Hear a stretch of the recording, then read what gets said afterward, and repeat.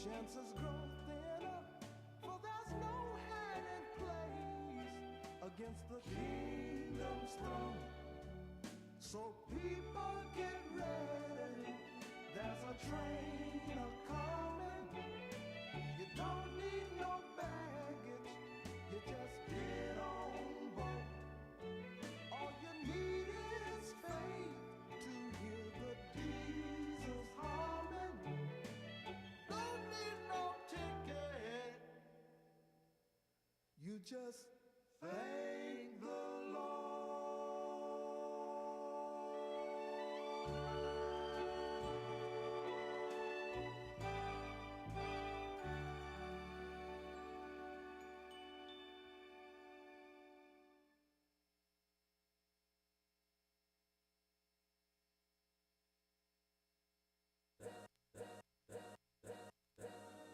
All's my life I has to fight.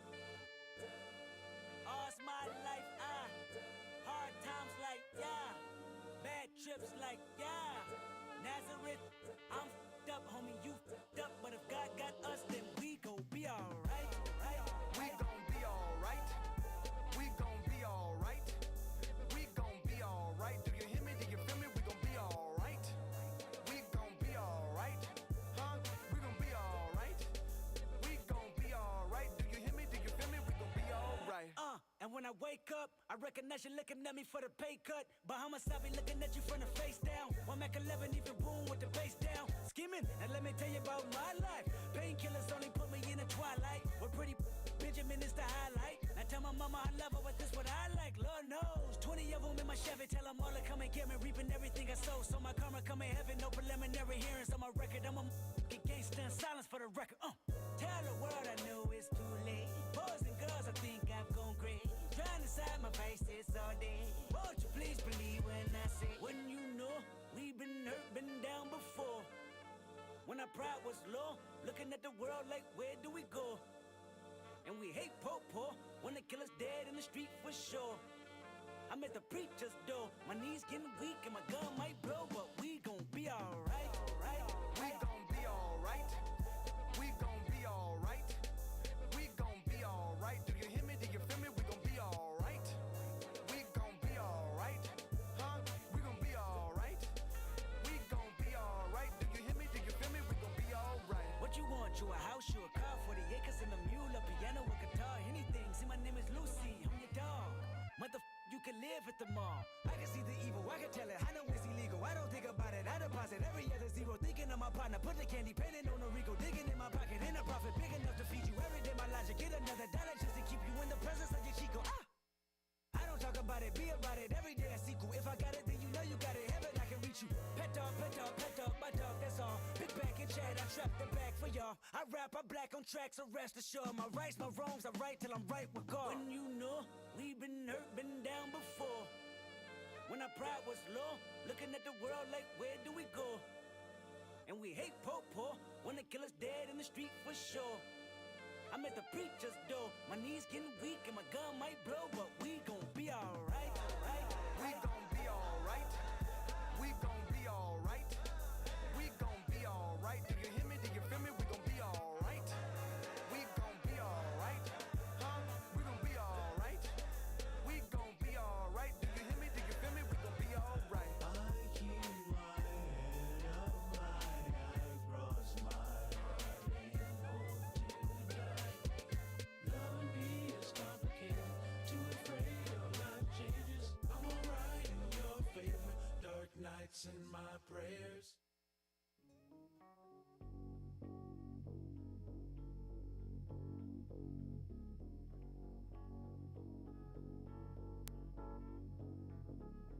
A boy's born in hot time, Mississippi, surrounded by four walls that ain't so pretty. His parents give him love and affection to keep him strong, moving in the right direction, living just enough for the city.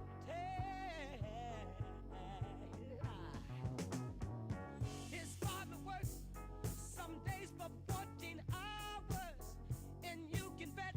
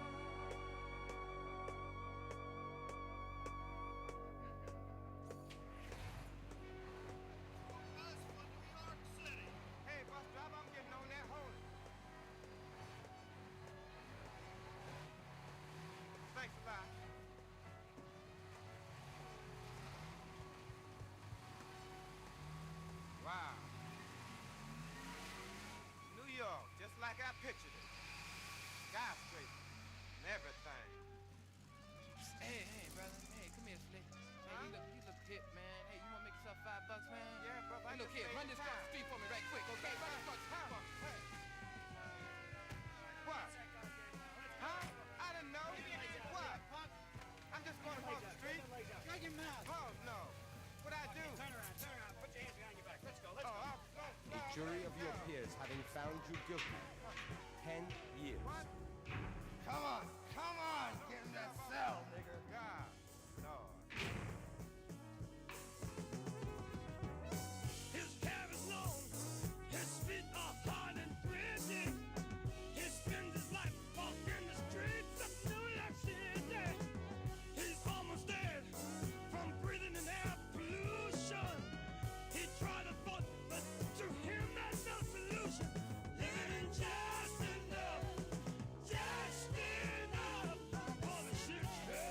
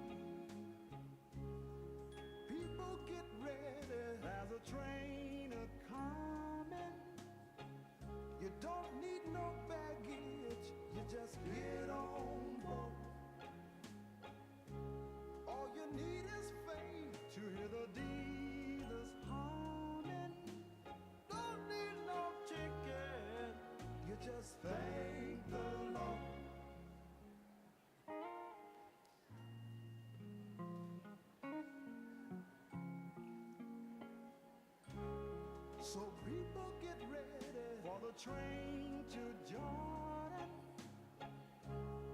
picking up passengers coast to coast. Faith is the key, open the doors and board 'em. There's hope for all among those loved the most.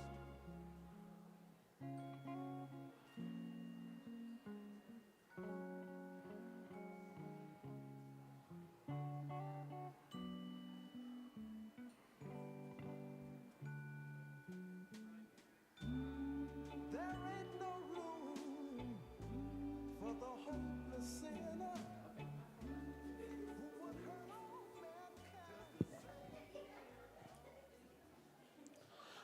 Hello, everyone, and welcome to tonight's performance.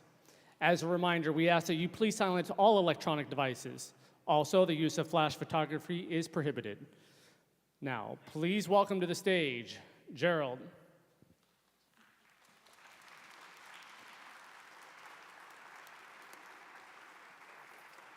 All right. Good evening. How is everybody doing? Good? Now come on, we can celebrate Dr. Martin Luther King Jr. Day better than that. How's everybody doing? All right, there we go. Hey, I would like to welcome everyone to the 5th annual Dr. Martin Luther King Jr. Living the Dream Music, Poetry, and Dance Competition. This is an excellent event that has been going on for the previous 4 years and is the brainchild of my predecessor, Dr. Franklin T. Thompson, who is in the building today, who came to support me on my first. Yes, so I am very appreciative for his leadership and mentorship that he has given me over the years, and he's finally passed the baton to me, so I hope that I do this some justice, so I appreciate that.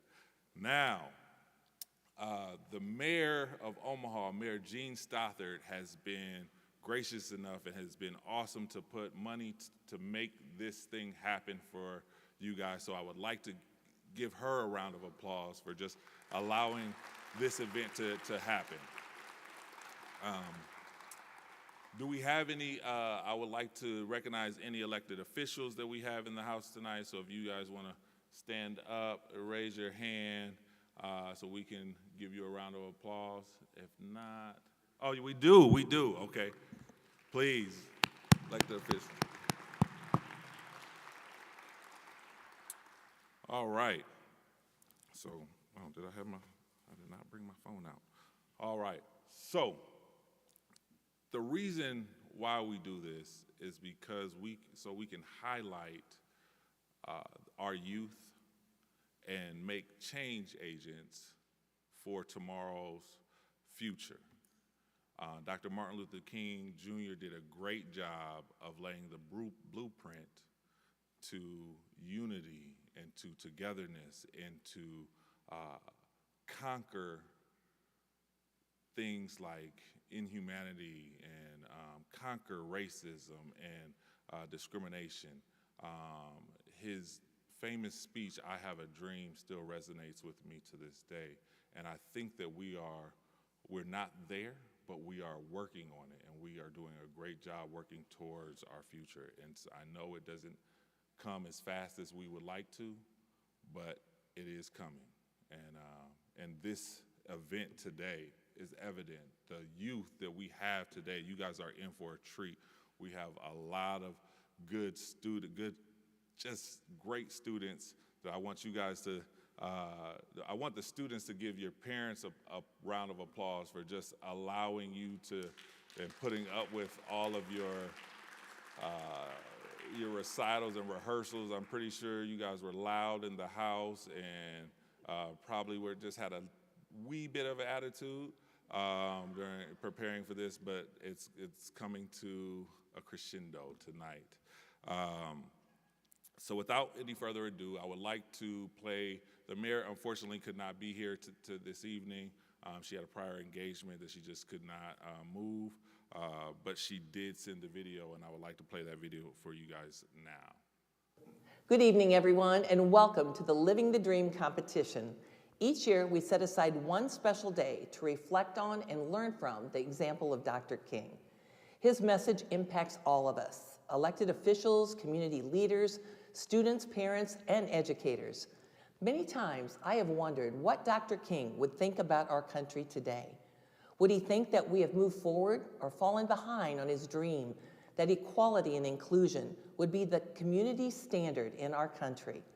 Much has been achieved, but more can and should be done. That's why we prioritize diverse and inclusive policies and practices in city government. We recognize the importance of differences in our opinions, our experiences, race, gender, and age. Our differences make us stronger together. Each of us will see and hear something different as we enjoy your performances tonight. But the intent is that we look for what each piece has in common. To the students performing tonight, I hope your original music, dance, and poetry create conversations about our perceptions of each other. I encourage you to find Dr. King's message in both the ordinary and the extraordinary things that you do and the people you meet. Congratulations to all the finalists for your thoughtful work and for participating in this competition. Let Dr. King's message guide you as you prepare for your future and be involved in the future of our city. Good luck to each of you. Good evening, everyone, and welcome to the Living the Dream. All right. Now, I would like to, can't have a competition without having judges. And I would like to introduce the special set of judges that we have for you this evening. I am so grateful that these individuals could come and volunteer their time to judge this competition. So if you could, when you hear your name, just stand up. I have, and wave to everybody. I have Mike Markey from Nebraska Arts Council. Andrea Marcias.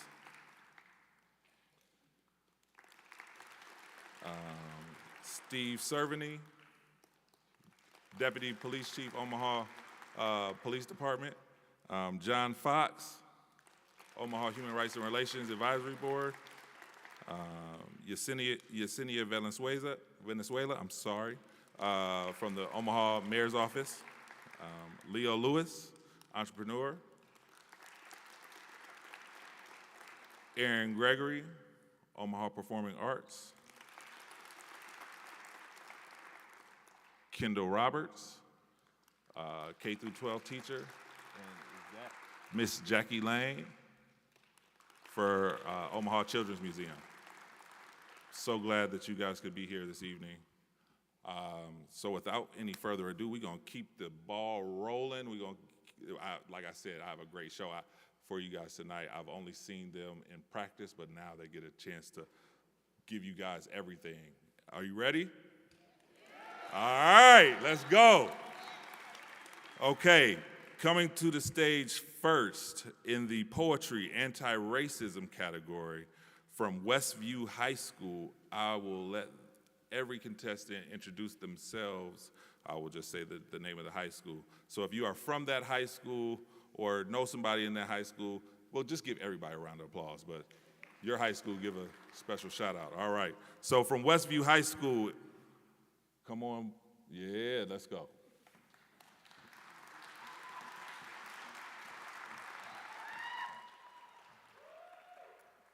Hello everyone, my name is Nico Bailey. I attend Westview High School and I am in 9th grade.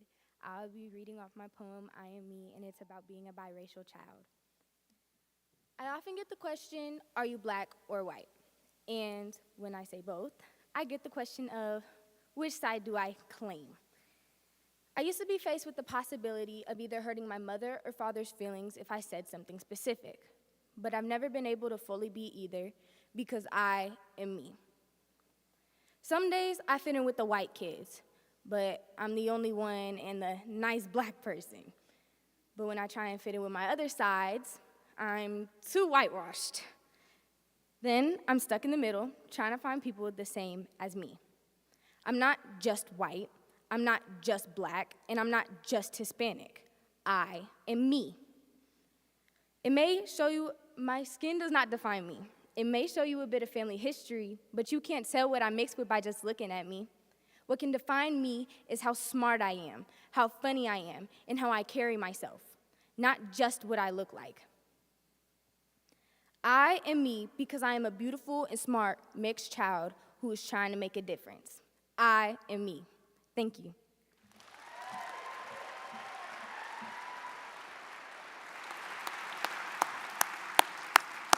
All right, all right. Next, we have a 10th grader from North High School.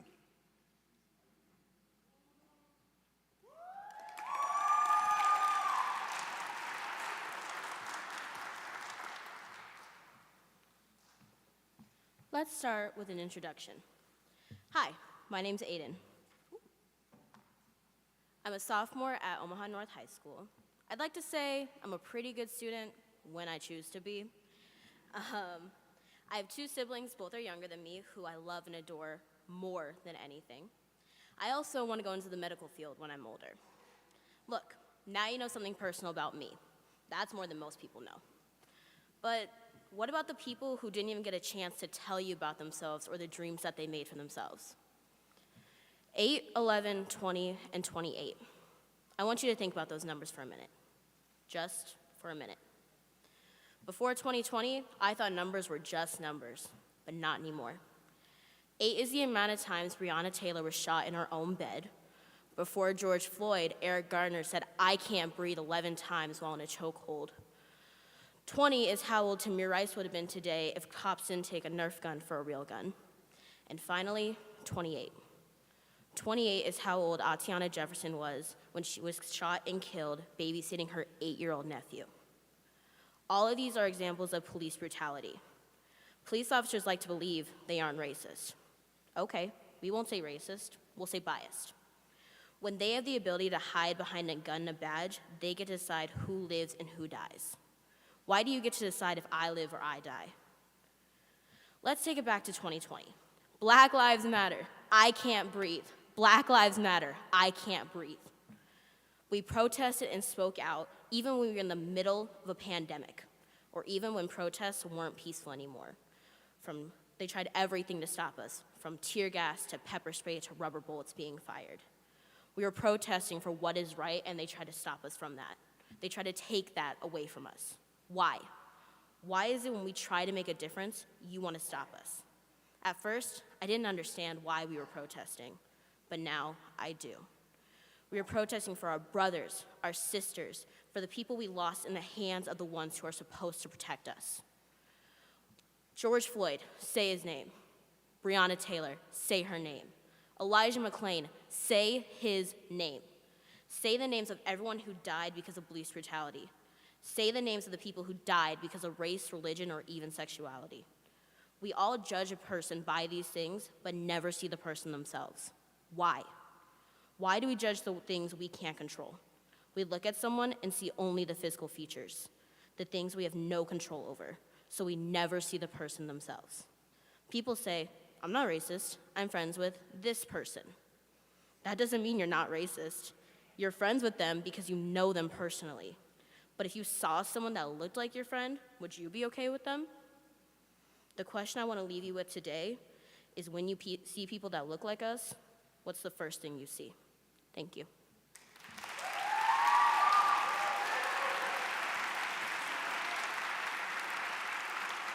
All right, that was powerful. All right, coming to the stage next, we have a 9th grader from Bryan High School.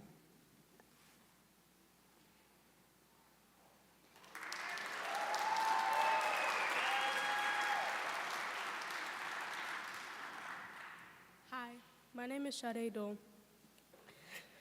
I go to Bryan High School. I'm a freshman. My poem is named "We, the Hate That We Feared." This poem is about a true racial experience that I had last year at a predominantly white school. I woke up with a pit in my stomach. I got ready as normal. I put on my black short sleeve with my black leggings over my black box braids. Oop, I messed up.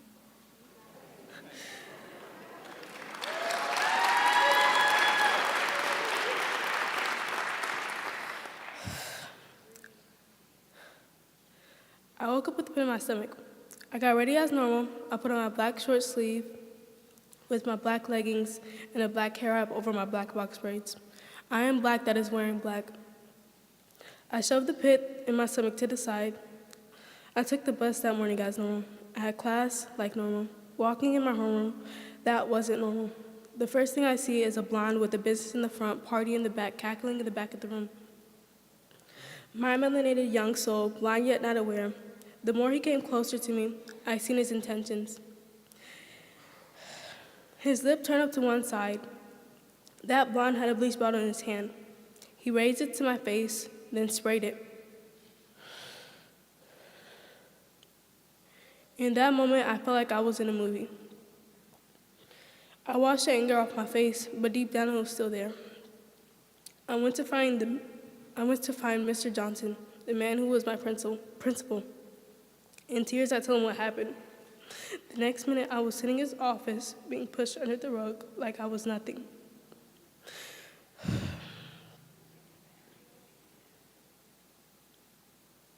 The next morning, my mom and stepdad were in the office speaking to the crazy man, aka the principal, who said boys will be boys,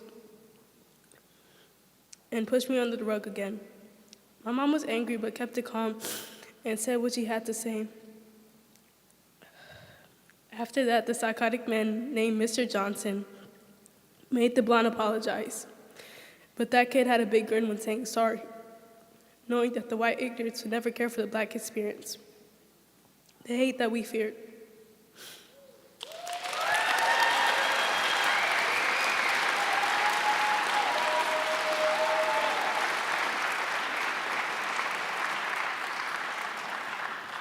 All right. So, coming to the stage next, we have a 10th grader from Omaha Central High School. Go Eagles. I'm not biased, I'm just saying. I like Central High School, so go Eagles.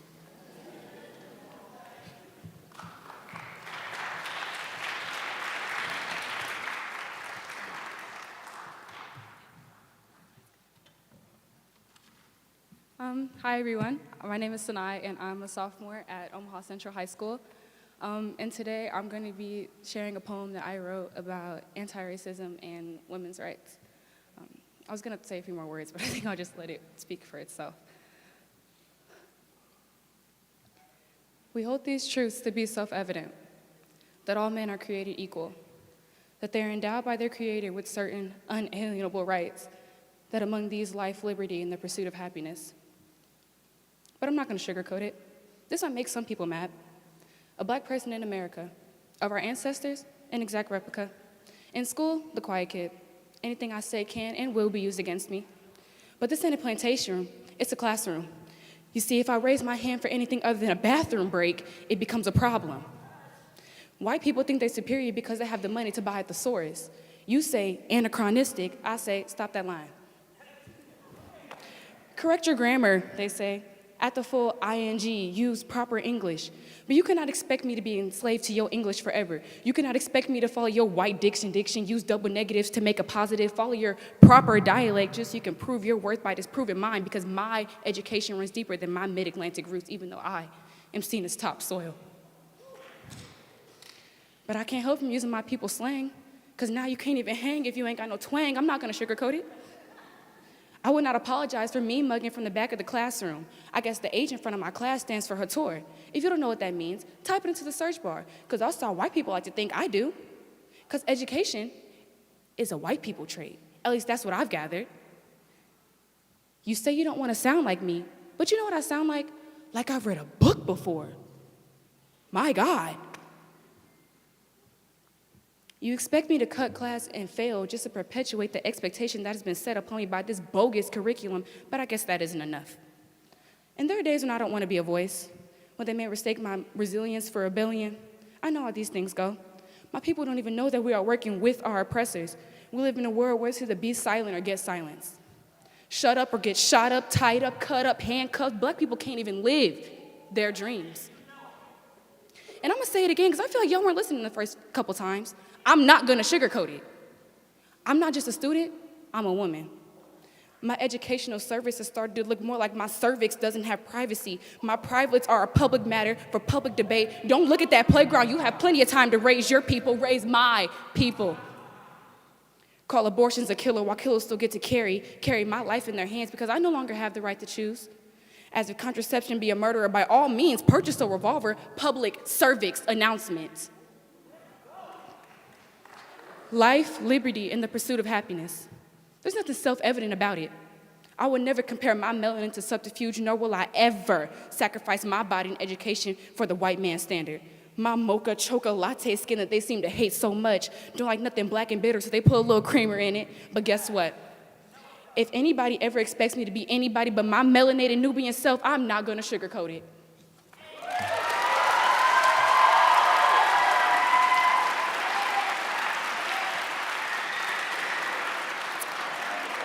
Well, I told you that the young people have something to say. All right. Well, moving on, we have another 10th grader from Central High School.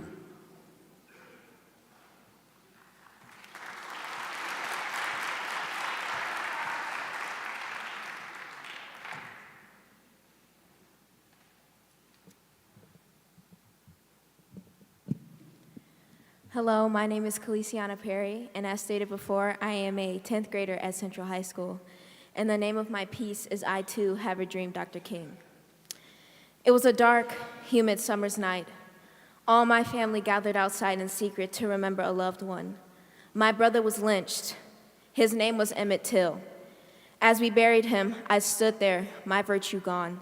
Massa was in the house asleep, my baby. My sweet baby, Jesus, take him on, 'cause my son was a good boy. But I know he's no longer hurting, he's at peace. Mama kissed his body, and they covered him. I looked at the ground where he was.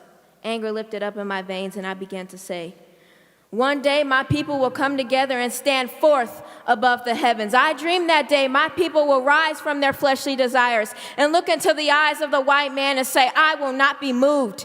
You can spit on me, kick me, rock me, and call me any name that pleases you, but I am a member of this country. I am no Negro, I am no lion dog, I am no boy, I am no rapist. I am nothing you say that I am. I will not take my hat off to any white man. I will not bow down to you. I am not the maid to your master because I am a dignified person. I too dream that one day the whip that beat me will burn on the face of this country. I too have a dream that my people will see God's face, turn from their wicked ways, and he will hear a cry from heaven, and he will heal our land. I too have a dream that my children will become the better face of this country and beat the wrongdoing, because when the clock strikes midnight, he will be like a thief in the night to steal, kill, and destroy. But under the face of the sun, all people, no matter the color, shall be that of a rising river, mighty in battle. When the undertaker had came to see his mom, he said, it is now time to view the body. She looked down at her baby and tears rolled.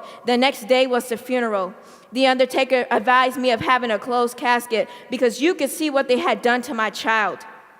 They had lynched my son due to the color of his skin. I told them, no, not so. I want everyone to see the racism that goes on in this country and what they did to my child. And he was only 14 years old because of the color of his skin. They killed my baby. They lied on my baby and took my baby's life. The casket will not be closed. And as long as I live, I want everybody to understand, because racism is on the move as I speak. I want everyone to know that black lives do matter until justice rolls down like water and righteousness like a mighty stream. We are not slain, we are not lame, because we are the blackness. The whip that our masters use will be the same whip they cry out to when all hell breaks loose. Every valley shall be exalted and every mountain and hill brought low. The crooked places shall be made smooth and all the rough places made straight, because the glory of the Lord shall be revealed and all flesh shall see it together. For the mouth of the Lord has spoken. I have the same dream, Dr. King. I have that dream. I am the dream because I live the dream. I dream of that world because it shall be divine. Mine eyes have seen the glory of the coming of the Lord. He is trampling out the benches where the grapes of wrath are stored. He has loosed the faithful lightning of his terrible swift sword. His truth is marching on. Glory, hallelujah. Glory, hallelujah. Glory, hallelujah. His truth is marching on.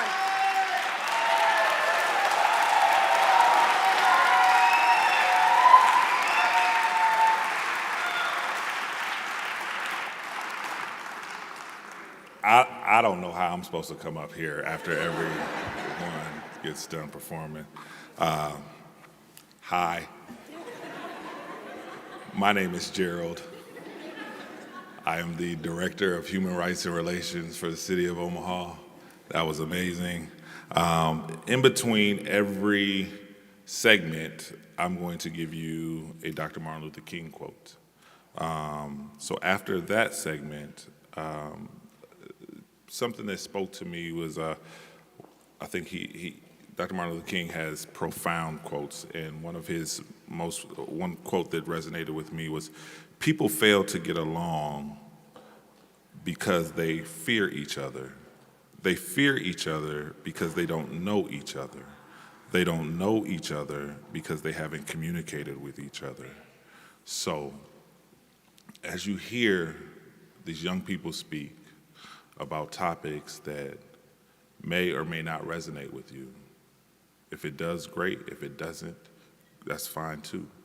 But I encourage each and every one of you, and I challenge each and every one of you to, when you're in spaces where you don't fit in or feel comfortable, I encourage you to get to know someone, to reach out to that person, to embrace that uncomfortability, because I guarantee they're probably feeling it too, and to reach out and just get to know someone.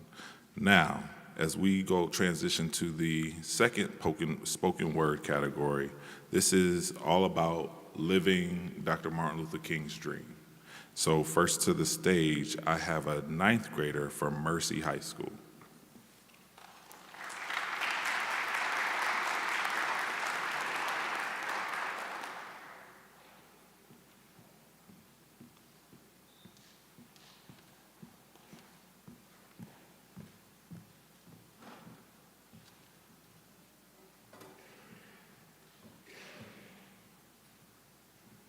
Good evening. My name is Raylan Barton, and I am a freshman at Mercy High School. I will be performing an original poetry piece written by me, Are We Living the Dream? This piece will allow you the contemplation of how far we still have yet to come to be living Martin Luther King's dream.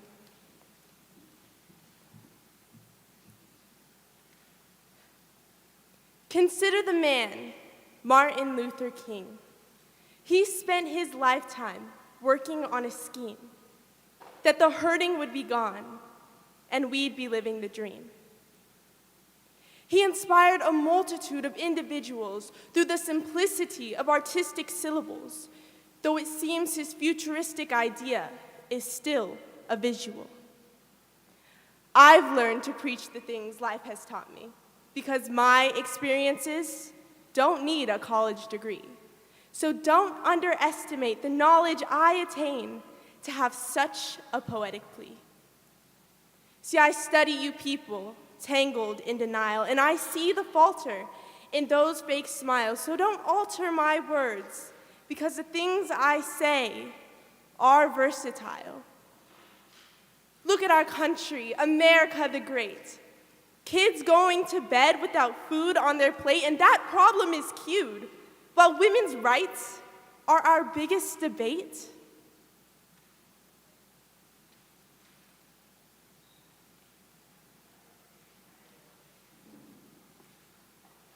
You claim we have liberation in the system, but this is the same system that stripped them of any sort of dignity, and did things we now condemn. The people of this world are full of power obsession. We are all fearful of the viable transgression, and these unreliable leaders will bring us nothing but oppression. Don't fret, the chains are broken, we are free. But what about the guns, the hate, the police brutality? These are few of many reasons we hesitate to face reality. Our money-hungry nation continues billing, exhausted teachers become unwilling, and kids learn to care more about their sneakers rather than the world we are killing. And I watch as these poor baby girls vandalize their curls, and they fantasize as the beauty standard unceasingly swirls. The children these days are so naive, and they learn to cope by cutting their sleeve. You claim there is hope until you are the one to grieve. Dr. Martin King had a dream he believed we deserve, and it's his hopes that we still today preserve. We hold on to him because his words were more like proverbs. My verses are strong too, but I never quite know how to lead. It's to the same people I'm giving this poetic plead. Dr. Martin King had a dream that the hurting would be gone. Are we living the dream?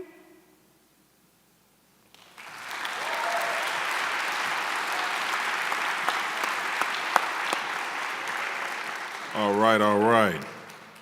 Now we have a 8th grader from Lewis and Clark Middle School.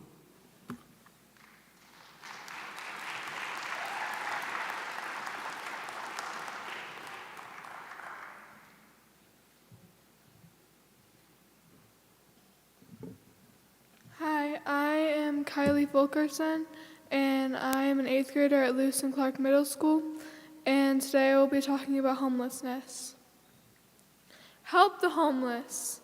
The sad, lonely trails, the quiet, desolate roads, no money, nowhere to go. She fights every day for everything she owns. She waits in line every night to find her and her daughter a place to call home, somewhere to sleep, but not on the streets. He can't pay his bills and they expect too many drills. He can't sleep because he's in too deep with his medical bills. He tries so hard to keep a roof over his head, but he can't tell his family or friends. This is no way to go. No, these quiet tin cities will never be a home, not for a family of two, not for a single person fighting alone. They fight every day for the means to live. All of them feel lonely, sad, angry, and hungry every day. No jobs will hire them. They have no family or friends. This is no way to go. No one should be alone. No one should call the streets their home.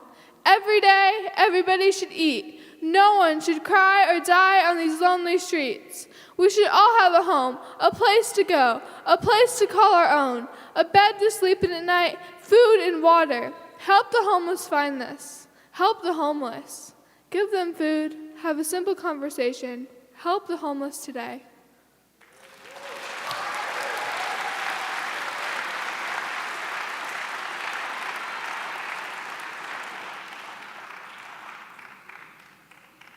All right, now we have another 8th grader from Nathan Hale Middle School.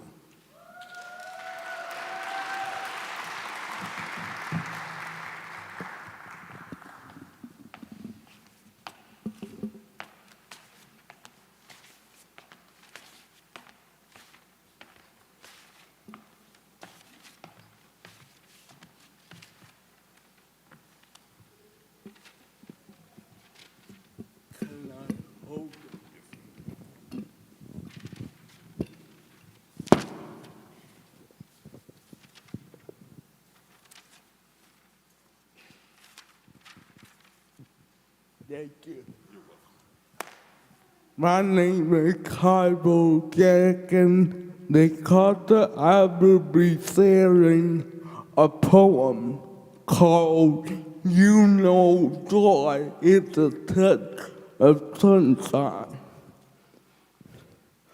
Sometimes we can't see joy or even a blizzard.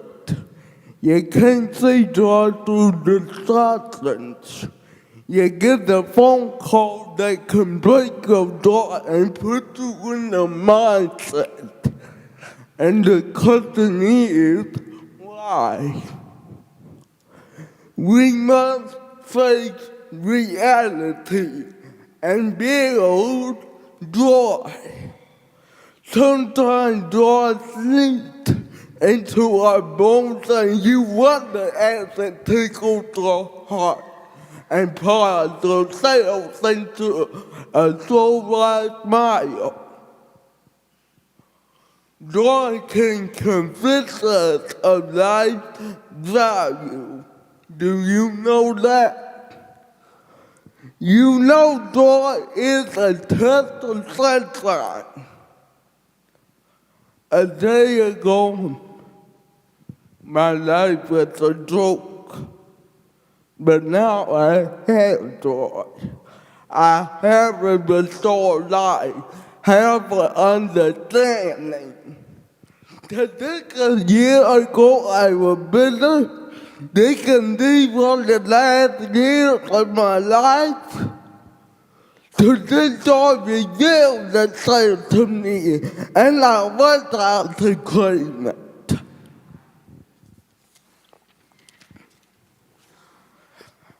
I remember being the one suffering. Remember evil left until today now I believe in God's not perfection. I believe I'm walking on a testable love no matter people's negativity towards me. You know joy is a test of sunshine. It really is.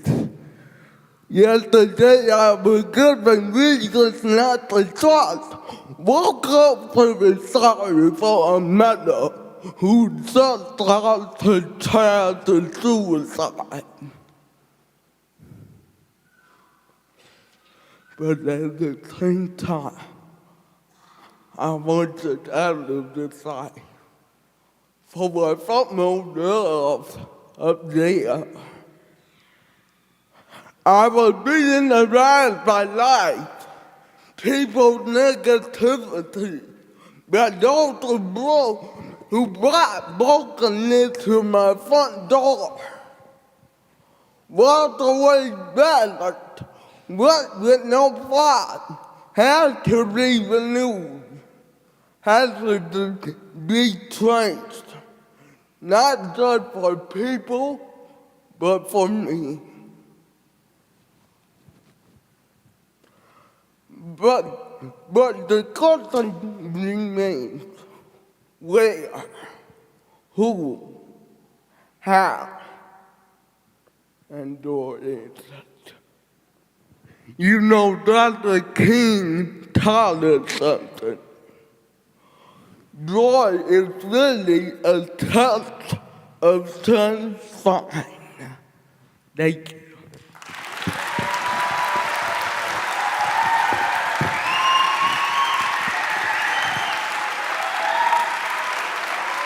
Thank you, sir. Great job.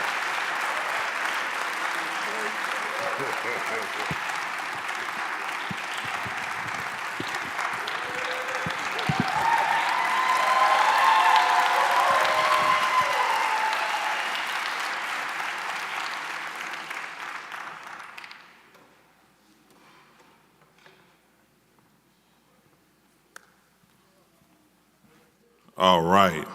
Next, we have another 8th grader from Beveridge Middle School.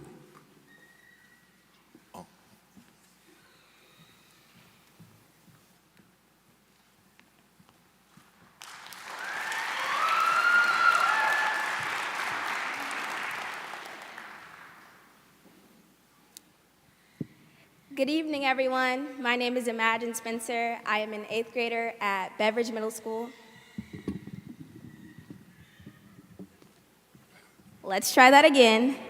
Good evening, everyone. My name is Imagine Spencer. I'm an 8th grader at Beveridge Middle School, and the title of my short essay is Unimaginable. My name is Imagine Spencer. Imagine, pronounced imagine. The dictionary definition of the word imagine means to form a mental image of something not actually present to the senses. When asked about the meaning of my name, I always respond, my mom named me Imagine because she couldn't imagine how amazing I would be. Cute, right? I'm 13 years old, I'm in the 8th grade, and I'm currently a student at Beveridge Middle School. Throughout my 13 years of life, I have learned that people often associate where a person is from with where they are going.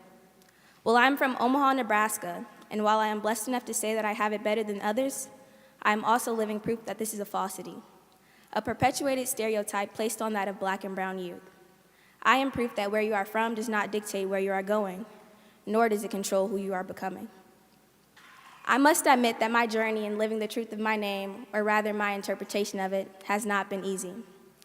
As spoken by Dr. King, there is no gain without struggle. Might I also add, my journey is still very much so in progress. In my pursuit of living the dream, I have followed, pretended, and not been completely true to myself. In identifying the reasons for my pretending, I must admit that I have been bullied. Bullying is defined as any unwanted aggressive behavior by another youth or group of youths who are not siblings or current dating partners that involves an observed or perceived power imbalance and is repeated multiple times or is highly likely to be repeated. Bullying may inflict harm or distress on the targeted youth, including physical, psychological, social, or educational harm. I myself have been bullied for simply being me. I've been bullied because of my race, because of my name even, because of the way that I talk, the way the words roll off my tongue, for the depths of my Blackness and just how deep it runs. I've been bullied for being too smart, as if there is such a thing. I've been told all my life and to this day that I talk too much. I've been criticized and ridiculed for acting white. These comments have stuck with me. They are somehow etched into the back of my mind in big, bold, red letters. Though at some time, I've come to realize that in order to be the happiest, most whole version of myself, I have to know that my name is my truth.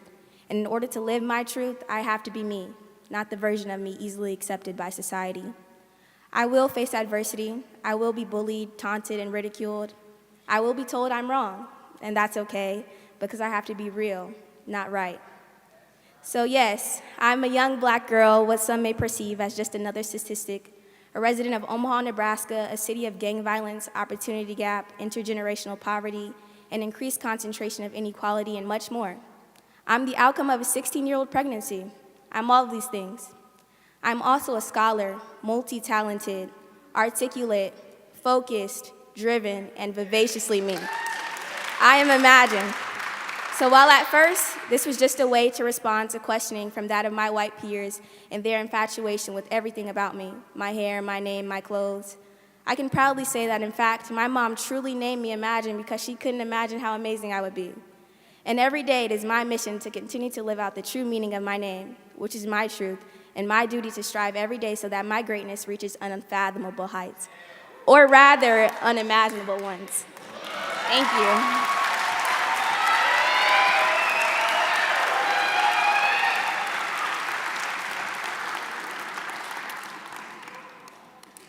I was not that good in 8th grade.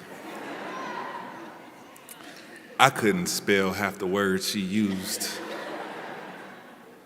But we're gonna keep this train on chugging along as we move into another poetry category, positive pure culture. I wanna leave you with this Dr. Martin Luther King quote. Change does not roll in on the wheels of inevitability, but it comes through continuous struggle. So, to sum it all up, every progress takes struggle to get through, and patience. So, I'm glad that you guys are here again listening to these powerful students. Now, as we go into the category of positive peer culture, I have a 9th grader from Ralston High School.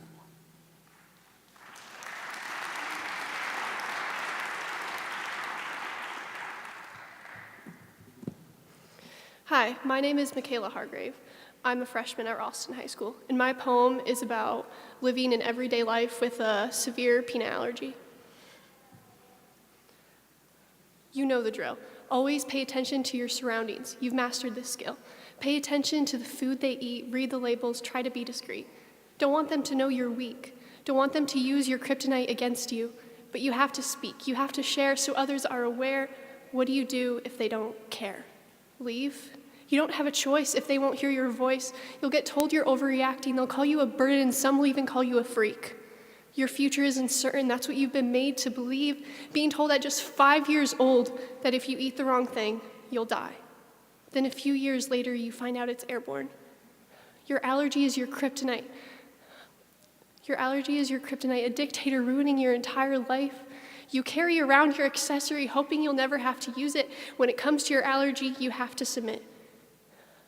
How long will this go on? Can someone please find a cure? Come on, I'm exhausted. I need something to change. So many restaurants and stores I can't step foot in. I can't just go to a friend's house that doesn't understand. You see, I can't win. Even someone's peanut butter breath could make me drop dead. That's why I have to hand out gum to make sure that's not a concern. I have to do all these things so I can return home at the end of the day. They say it's not as severe as I portray, but my 8th grade year, I felt my throat close, not being able to breathe until I was stabbed in the leg. All because a kid was eating Reese's in the room. Yet some people still assume that it's something that I actually have to consume. Now I know that there is nothing I can do. My allergy is too severe that desensitizing it is not something I can go through. This is why I call it my kryptonite. There's no getting rid of this for me. But I guarantee that I am not alone, so I no longer care if this is how I'm known. This is for other kids like me. I have to spread awareness so society will finally see that my kryptonite is a lot more than it seems. Thank you.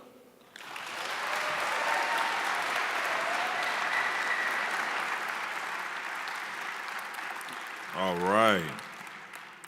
Now we have a 7th grader from Norris Middle School.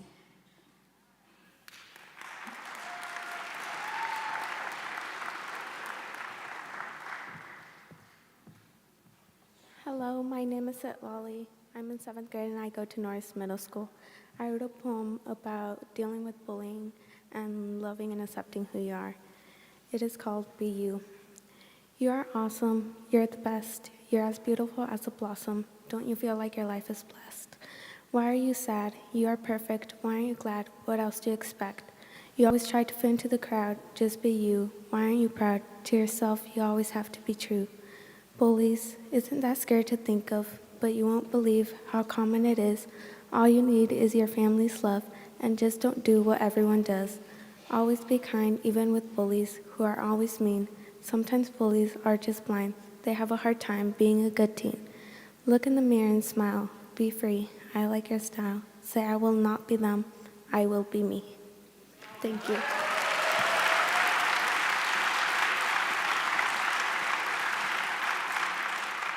All right. Now we have a 12th grader from North High School.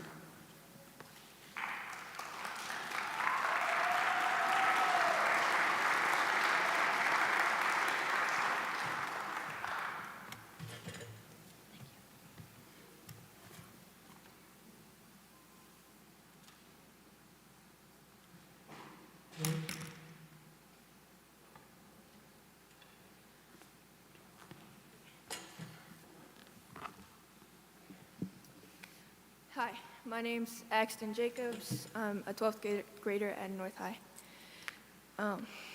And my poem's kind of about so far I'm going too far.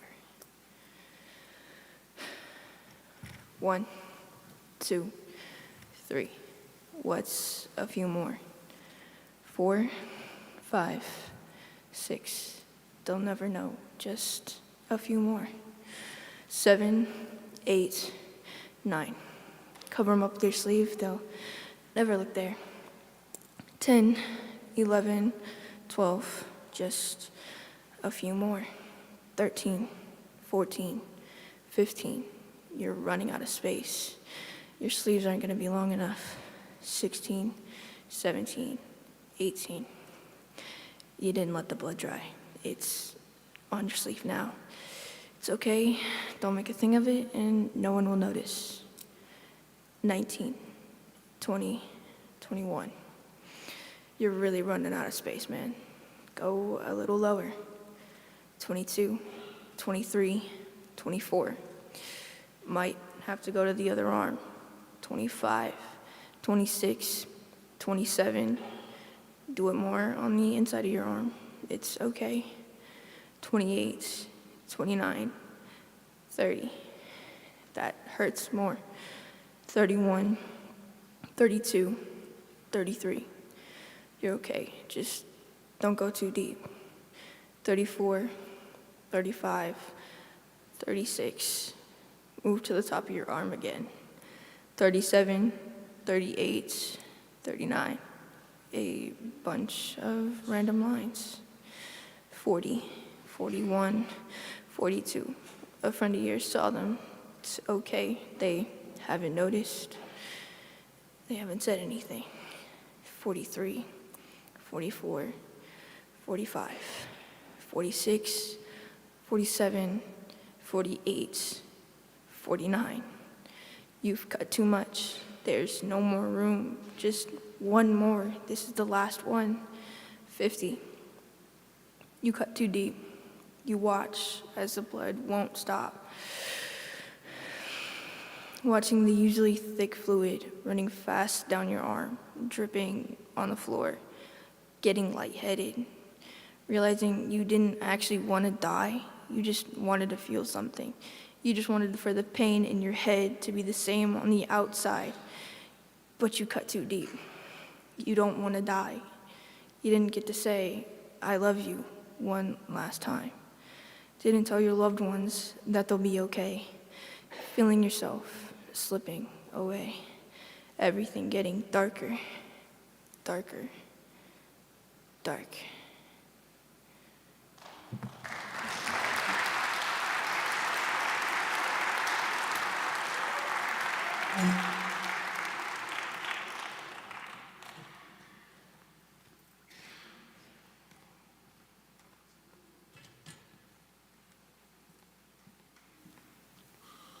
All right. Now we have a 9th grader from Benson High School.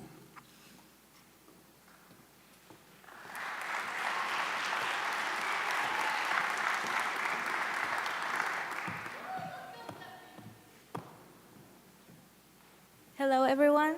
I am Stephanie Alejandra Orellana Gomez. I am a freshman student in Benson High School, and my poem is a message for my generation and all the future generations to don't repeat the bloody and sadness history of the past, not only in this country, but also around the world, to celebrate our differences.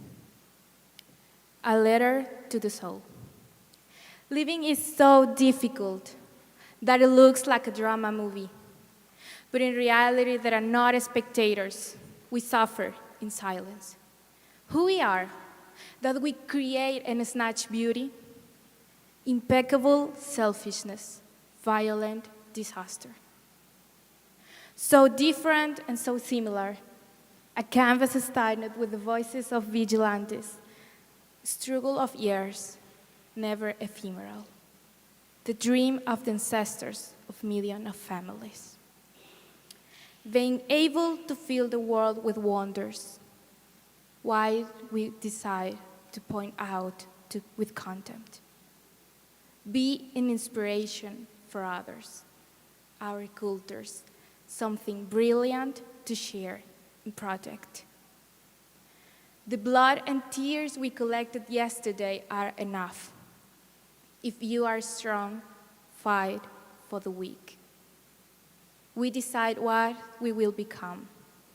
So become someone that the world may need. Thank you.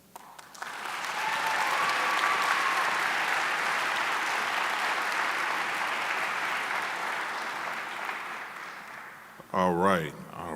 Now we have another 11th grader from Benson High School.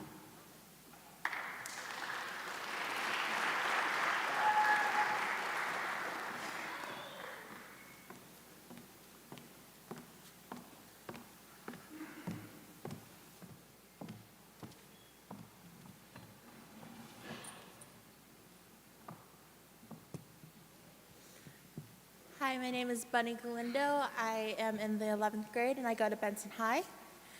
My poem is about school shootings. It came to an inspiration to me after the Robb Elementary School shootings in Texas, after 21 people were killed. And it reminded me of my own issues that I had to go through and what if the situations were different. Anyways, here's my poem. When did kids become prey? Every day for the past 2.5 years, I walk my halls. I walk in these halls and I see kids. Kids learning, kids making friends, messing around. They have no cares. They're innocent. They have joy. But there is something that lies underneath. They are afraid. Afraid that today someone will snap. Afraid that today is someone's bad day. That they survive rather than learn slope. Friends become dead bodies, and every footstep they hear is a prayer to a higher power that's supposed to care. The lockers become trees, the classroom's den, the shooter the hunter, the kids the prey. Not all prey can make it back home. They become casualties, a number that the hunter can brag about just because he can to his disgusting friends. All they have to do is corner them, way back until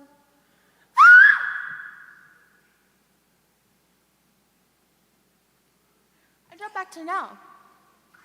The trees are just lockers, they're gone. The dens are just classrooms, the hunter gone. The prey turned back to kids, and here I am, alone and afraid. Thank you.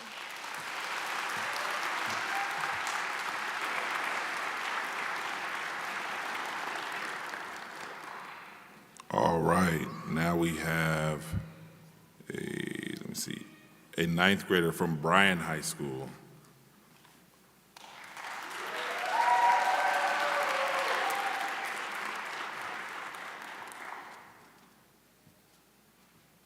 Hi, my name is Neveza Ma'un, and my poem is about teen suicide and bullying. Every day in America, 3,704 teens attempt suicide. The high vibrations of the phone fill her body as much as a day's agony. The warm water stings her open skin as the previous night's thoughts fill her head.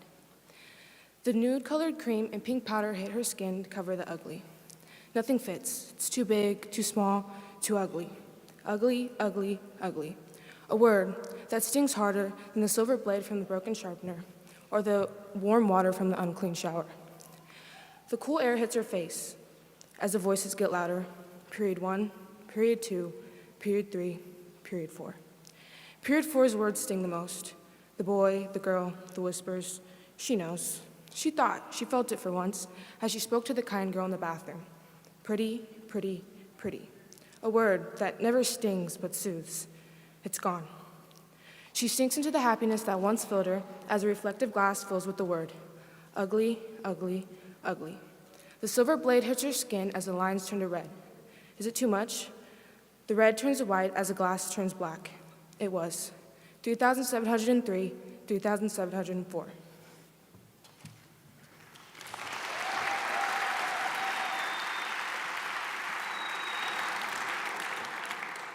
All right, now we have a 10th grader from North High School.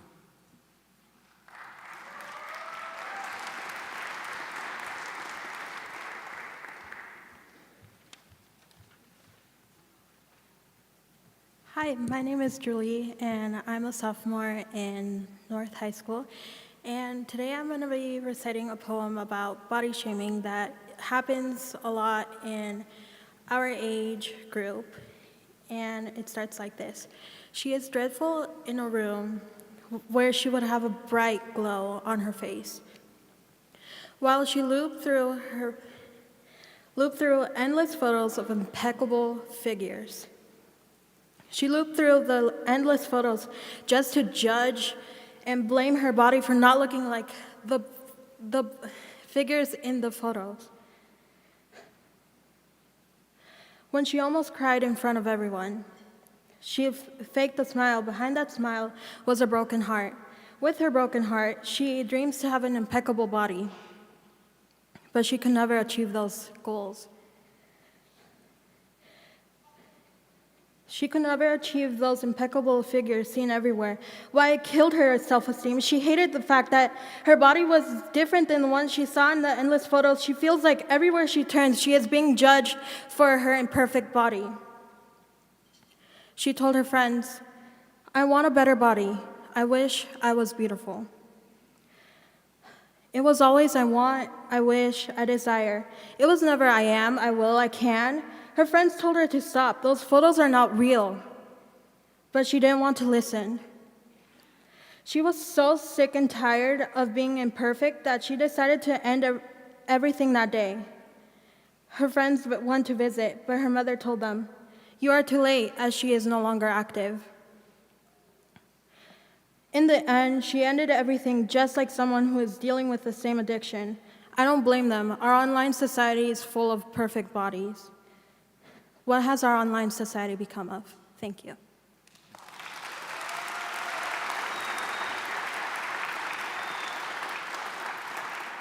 All right, last but not least in the positive peer culture category is a 11th grader from Bellevue West High School.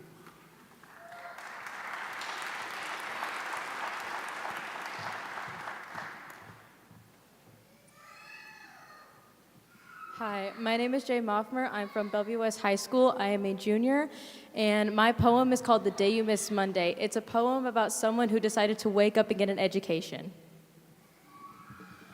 You told me Monday that you were sick and that you wouldn't be in class that day. Okay, I said. I stopped at a coffee shop before school to get a cookie because it was your girlfriend's birthday.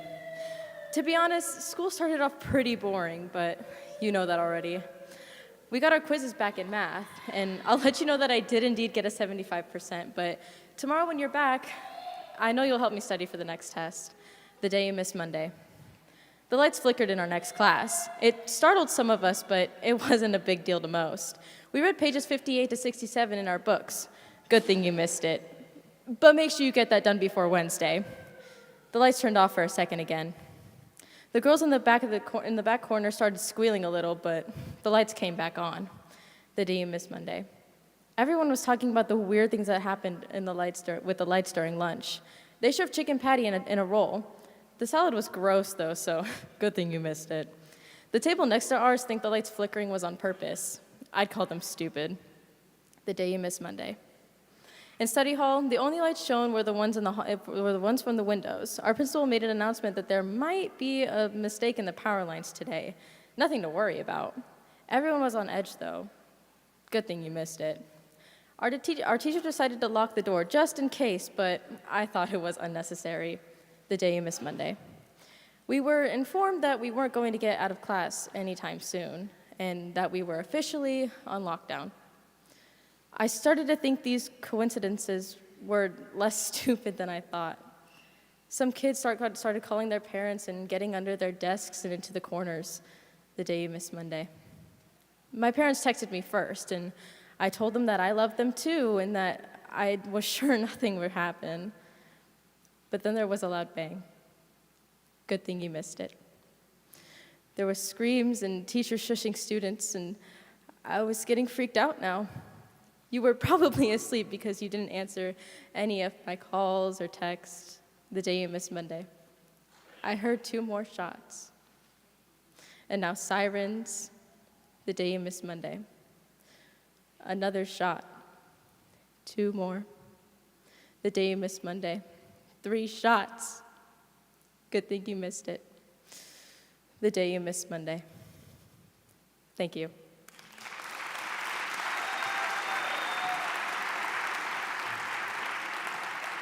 All right.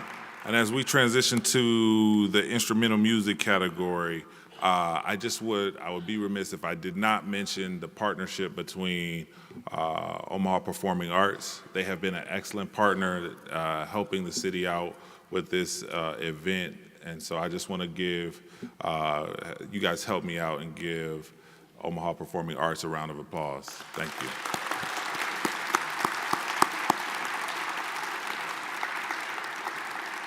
And then I also need, this is the last piece of help I'm gonna ask you guys.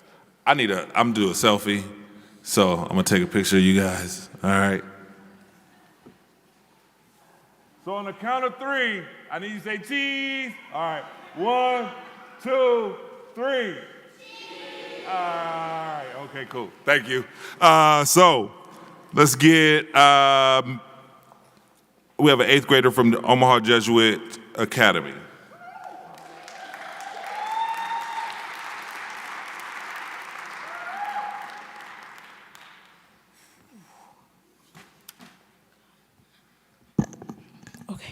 Hi, my name is Onyx Bell. I'm an 8th grader at Jesuit Academy, and my piece is about to show you that we should all care for each other.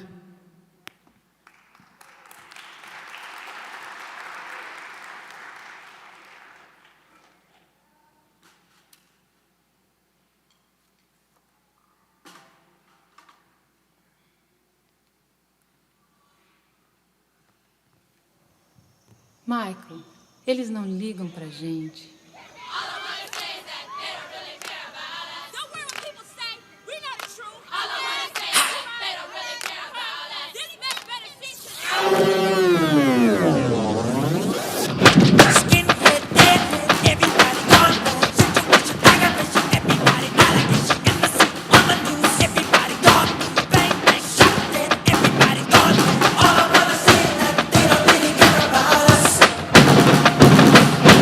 All I wanna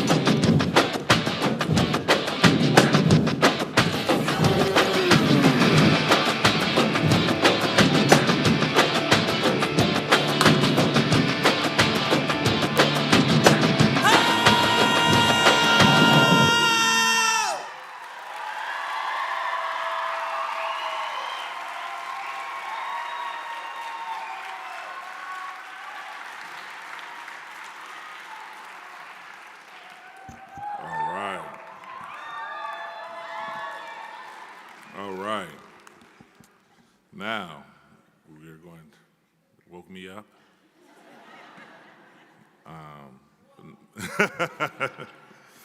Now we're going to move on to spoken word category. Reaching our potential as a society is a category.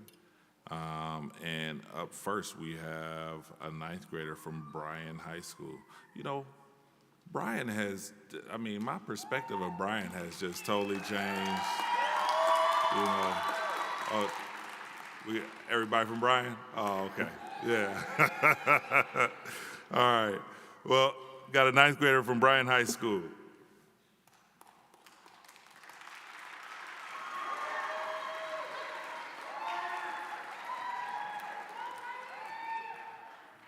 Hello, my name is Jonathan Mendoza. I'm a freshman from Bryan High School. Go Bears. And this is my speech about immigration, something I'm very passionate about. Have you ever wondered why the fruits that you get from the store are that cheap? This is the work of undocumented people. Immigrants that come here for a better life but get used like they're not even human. Immigrants make up 73% of the crop farmer worker population, and about half of all crop farm workers, more than 1 million, are undocumented. To put that in perspective, that would be the same as half of Nebraska having no papers. They are a large part of our labor force, and yet they don't get the credit they deserve for what they do. The point is they're not being given the proper rights that they have earned. The migrants that feed America must face many challenges, while only making in the state of California $38,460. How is it fair that they get paid little more than a part-time worker for the grueling work they do day to day, working 40 to 60 hours a week? Not only is their pay bad, but the way they are treated on the job is dangerous, as there is evidence of them being sprayed with pesticides while working in the fields. Pesticide poisoning is extremely dangerous, as it can cause issues ranging from mild skin irritation to coma or even death. And going to the hospital is not an open option for them, not only for the cost of it, but because of them fearing deportation. This might seem a little far-fetched, but this is modern slavery, as they're stuck in a cycle of mistreatment and poverty. Sometimes they bring their children to help them work. The kids helping them work leads to them not getting an education, having the same job, and continuing the pattern that they want to escape. Sure, they came without papers to get here, but most prisoners have done worse, and yet they're not treated as bad as immigrants are. For example, a person can murder someone and be sent to jail, but if an immigrant gets caught working, they're thrown in cages and deported back to the country where they're possibly not safe. Most immigrants come here seeking refuge from their country because of the violence of their homeland.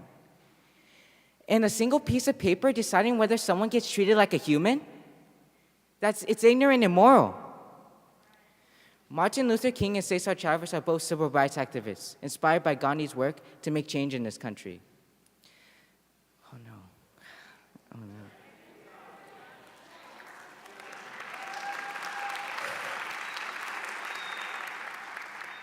They both had different goals in mind, and yet they use the same tactics such as boycotting, protesting, and marching. These tactics are still relevant today. Sure, Martin Luther King and Cesar Chavez were very intelligent people, but the big thing that made them successful in their goals was the people behind them, walking the marches and spreading the news. That's why we have to push for change together. We have to stop the bystander effect, because nobody is going to do it if you and I don't. We have a chance to make actual change today. Every moment that we do nothing is another moment that immigrants have to go through the hardships I've talked about today. So let's not wait for someone else to do it.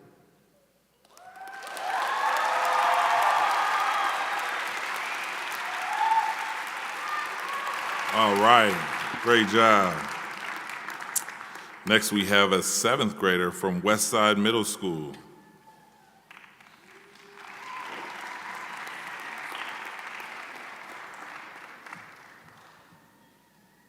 Hi, I'm Anna Conway. I go to Westside Middle School. This is my poem, short essay, whatever you want to call it, about banning books. Paper and a cover, not that much, but oh, they can be everything. Books are being banned all around the world for bad reasons. Books are burning because of overprotective adults.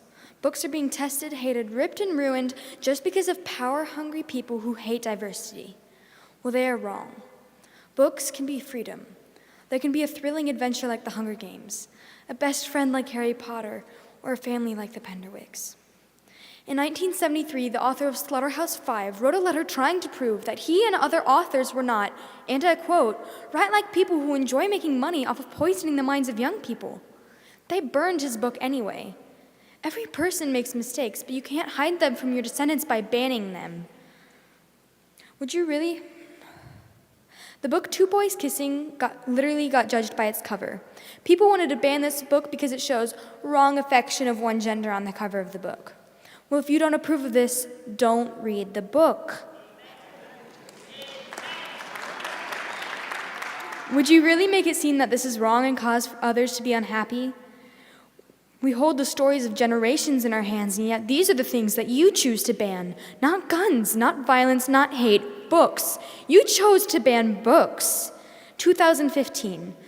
The Holy Bible is on the top 10 list of the most banned and challenged books of the year. The reason people wanted it banned was because of religious viewpoints. It's the Holy Bible. What did you expect? Think of the Office of the ALA, the website of the ALA Office of Intellectual Freedom has lists of the top 10 most banned and challenged books of the year. On the list for 2019, 8 of the 10 books are banned for LGBTQIA+ reasons. Think of my fellow students who can't read about people like themselves because of your opinion. What if we just started banning books because of what you had in common with them? Would you still ban them? Why do you tell me to return my book from my school's website because it says the F word when my peers in the hallway say so much worse and you do nothing? Books show us the people around us and give us an experience like theirs. We escape the world we know with books, but we also learn more about it too. Don't the book burners see that every time a book has a fiery ending or gets ripped off a shelf, you kill the opportunity for someone else to fall in love, be free, find a best friend, an adventure, or a family? Don't the book banners see that this is a problem that is destroying creativity?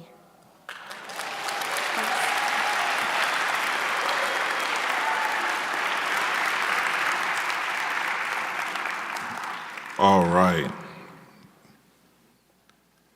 Next, we have a 9th grader from Bryan High School.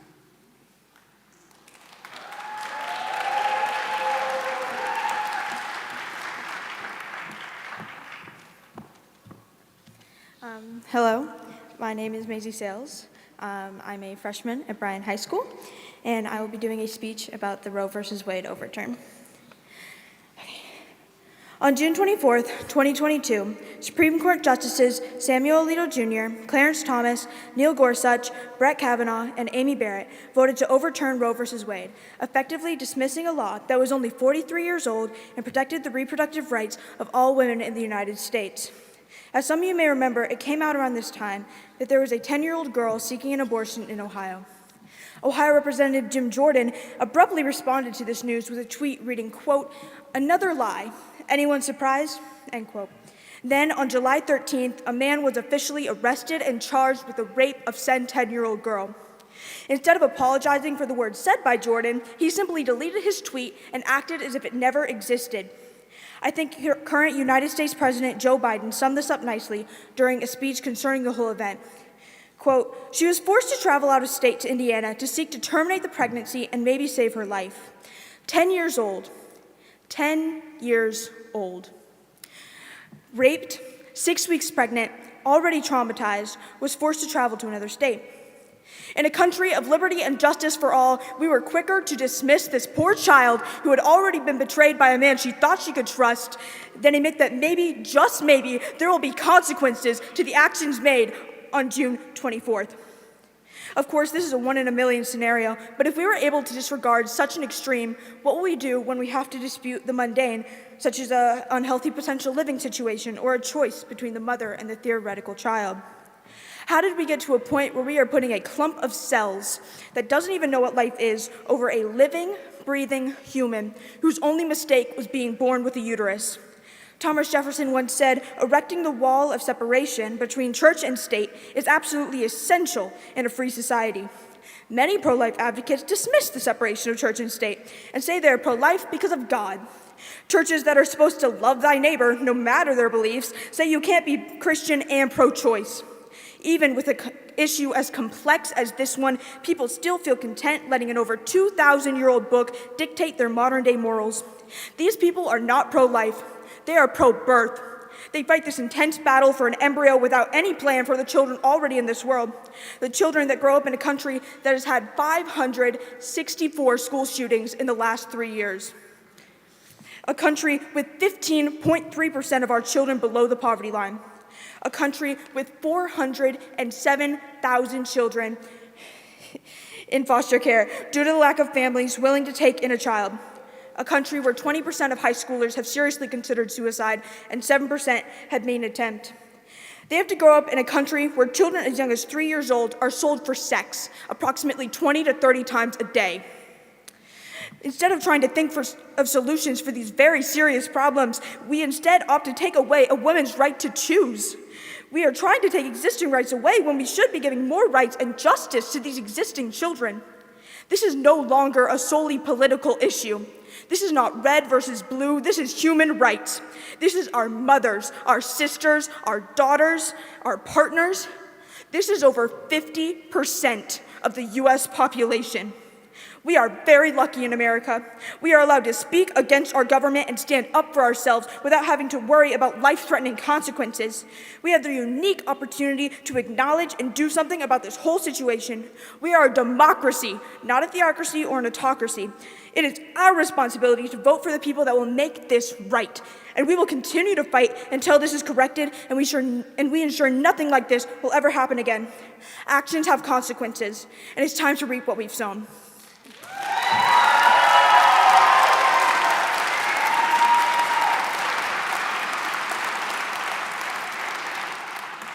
Well, all right. Next we have an 8th grader again, coming to you again from Beveridge Middle School.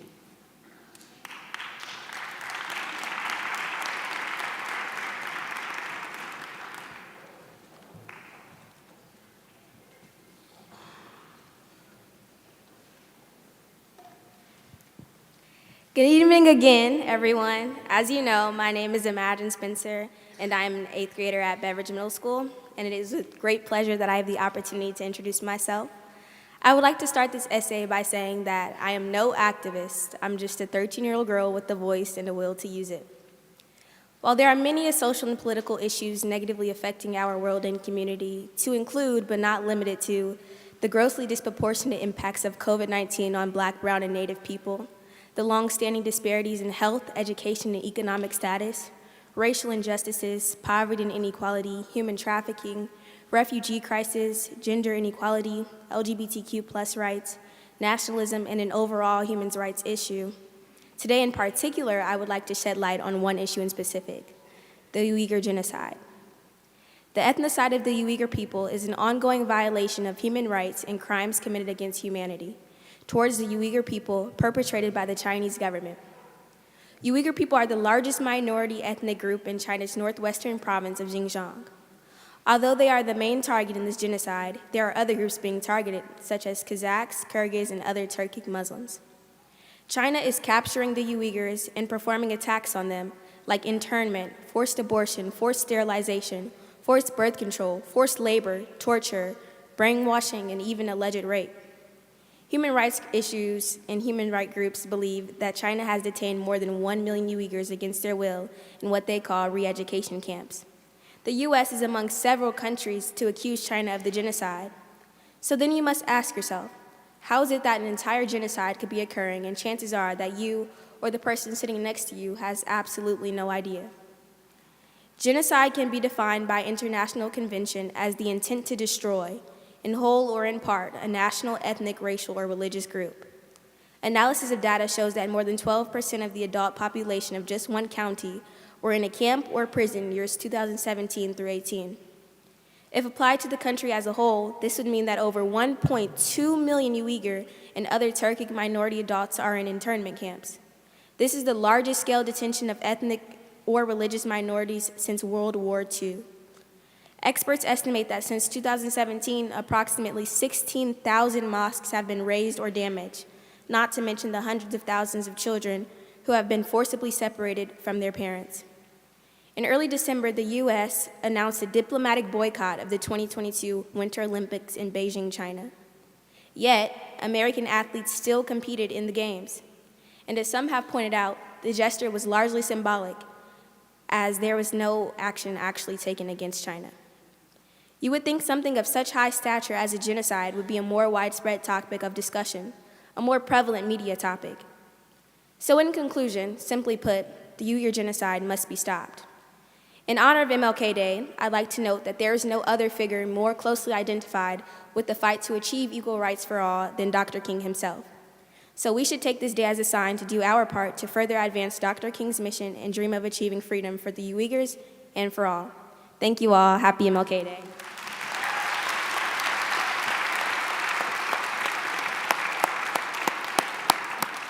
All right. Next we have a 11th grader from Bryan High School. I just want you guys, this guy comes on stage, look at his shoes, because shoes is, put your shoes up, man. Look.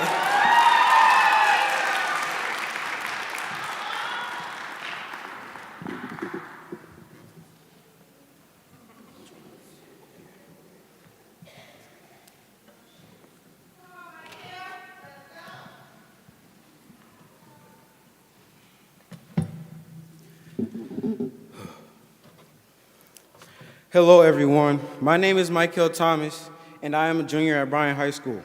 And like Martin Luther King Jr., I also have a dream of a world that's fair, a dream of a world that's equal, and most importantly, a dream of a world full of love. We have made giant leaps and bounds as time has passed on. You could say we have made progress for all minorities across the board. But you know who isn't being treated equally?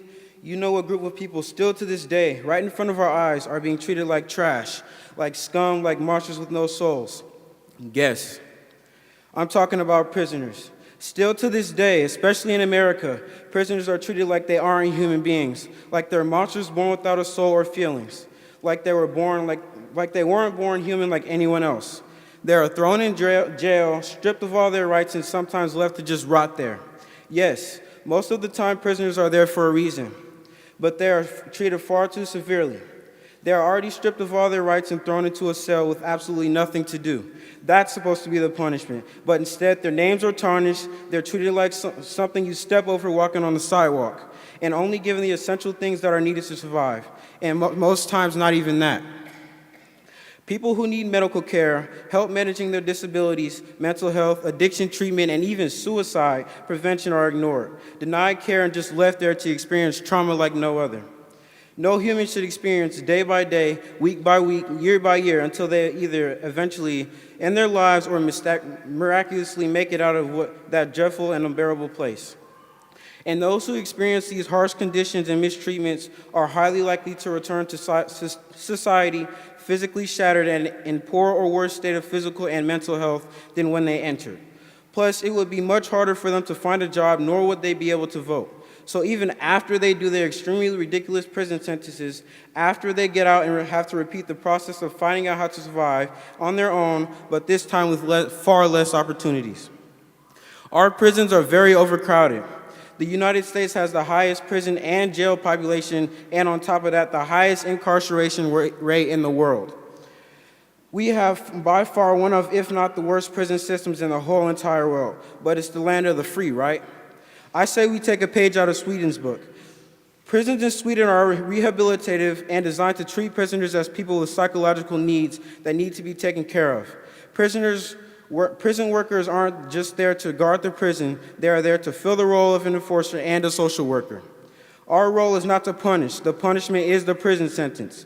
They have been deprived of their freedom, the punishment is that they are with us, says Niels Oberg, Director General of Sweden's Prison and Probation Service. Prisoners in Sweden are allowed to pursue education while in prison, so when they get out, they have an idea what they want to do before they even get out. They're not wondering helplessly. They come out with a plan on what they want to do with their career. This is the step we need to take as Americans to truly be able to say all men are created equal. I am here today because Martin Luther King had a dream for the future. He sacrificed so that little black boys and girls will be holding hands with little white boys and girls. He sacrificed so that I could stand up here on this podium and speak my mind without fearing for my life. So for that, Dr. King, I thank you. I thank you for having a dream and making your dream come true. My name is Michael Thomas, and like Martin Luther King, I also have a dream. Thank you.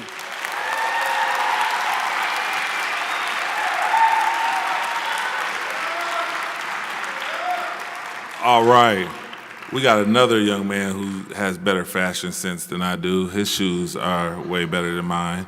We have an 8th grader from Nathan Hale High School.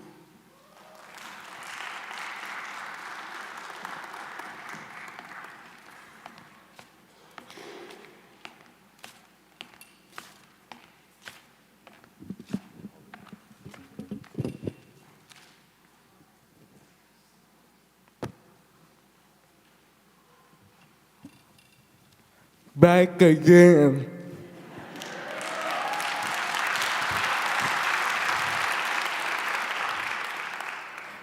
This I want to acknowledge what's been going on in our society today.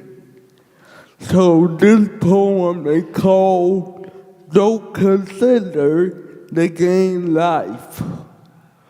When you step in the game, there's no backing out of a game.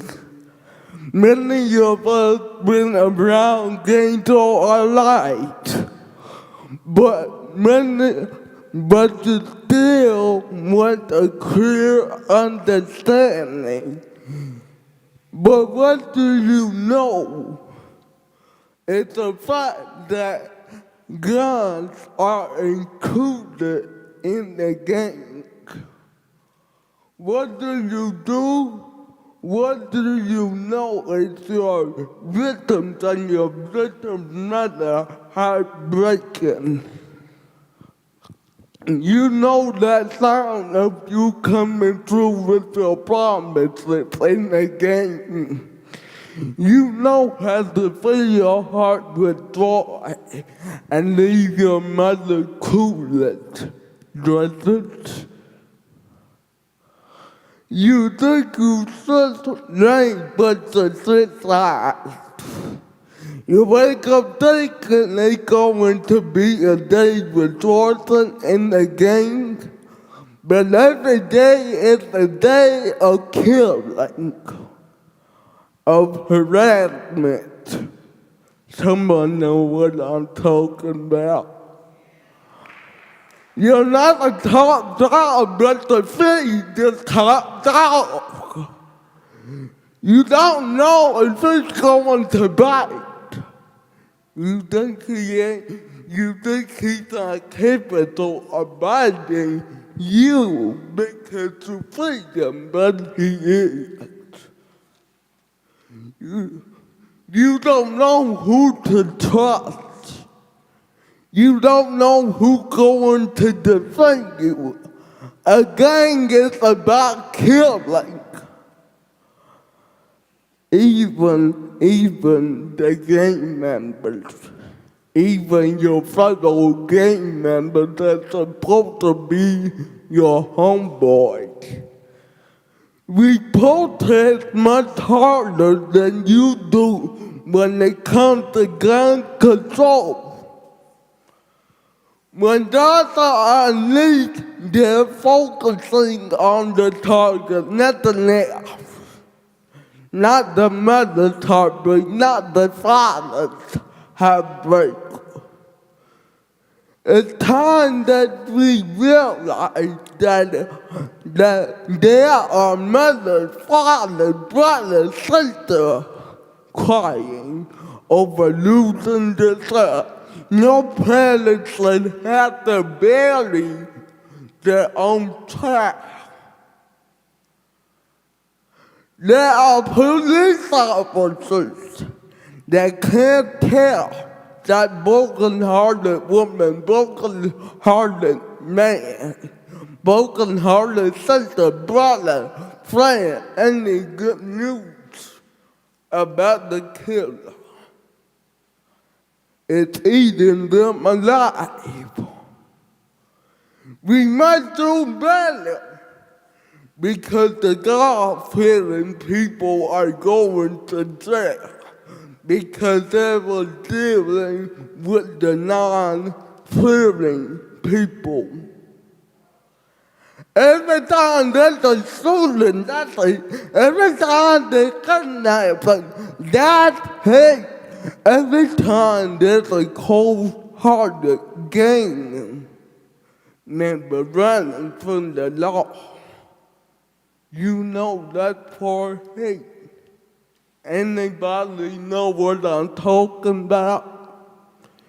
You walk with your heart in your pocket, and that gun ready to reach the person that forgot where you come from, who you connected to. Thank you.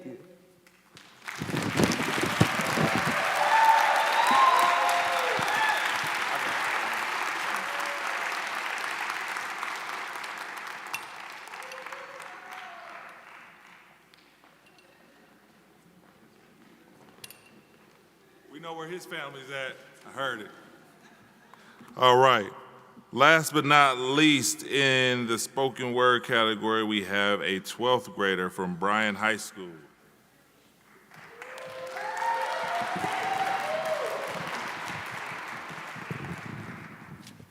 Hello, I'm Daphne Valadez. I'm a senior at Bryan High School. Go Bears! And my speech is about how MLK proved to stand on what he said he did. What was MLK about? MLK was a man of action who invited others to build his dreams into reality. Although there were many that did not agree with him, that did not stop him from doing everything possible to help gain the same rights as everyone. A poll conducted before his death said that almost 2/3 of Americans had an unfavorable opinion of him, meaning only 1/3 had a positive opinion about him.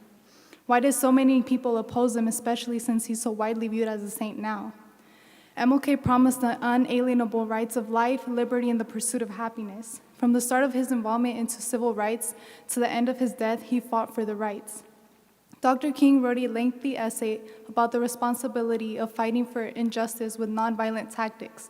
A quote from his letter from Birmingham jail is, "We knew through painful experience that freedom is never voluntarily given by the oppressor. It must be demanded by the oppressed." Dr. King drew a line of promises in his I Have a Dream speech to the Constitution and the Declaration of Independence, and the need for civil rights and ending racism.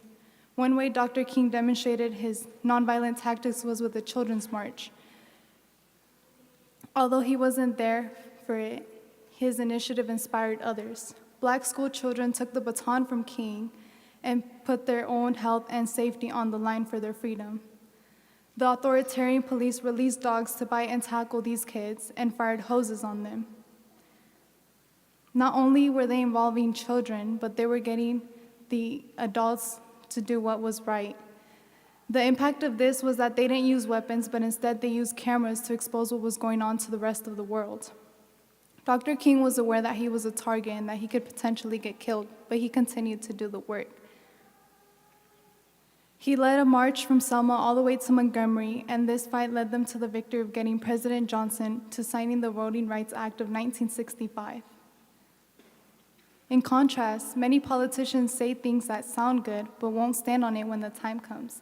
In other words, they talk the talk, but won't walk the walk. Our former president, Donald Trump, was telling us that detention centers at the border were in great conditions and that the immigrants and refugees were getting treated well.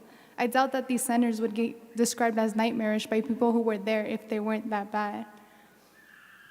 He tweeted out, a tweet from him said, if immigrants are unhappy with the quickly built or refitted detention centers, just tell them to not come.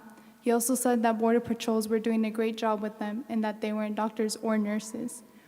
A center in New Jersey failed their annual inspection September 28, 2021, because they were very unsanitary and understaffed.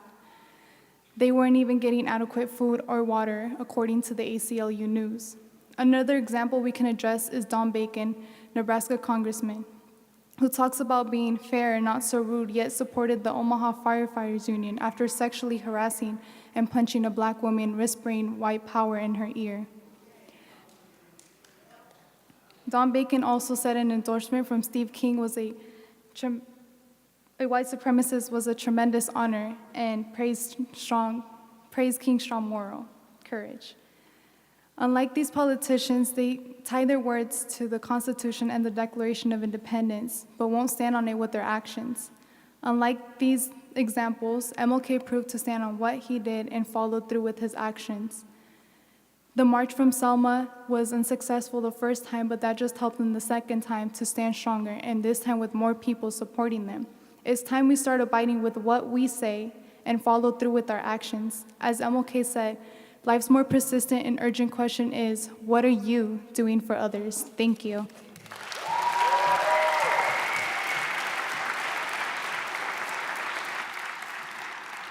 All right. Now we're moving to the vocal music category. And first up, we have a 7th grader from Norris Middle School.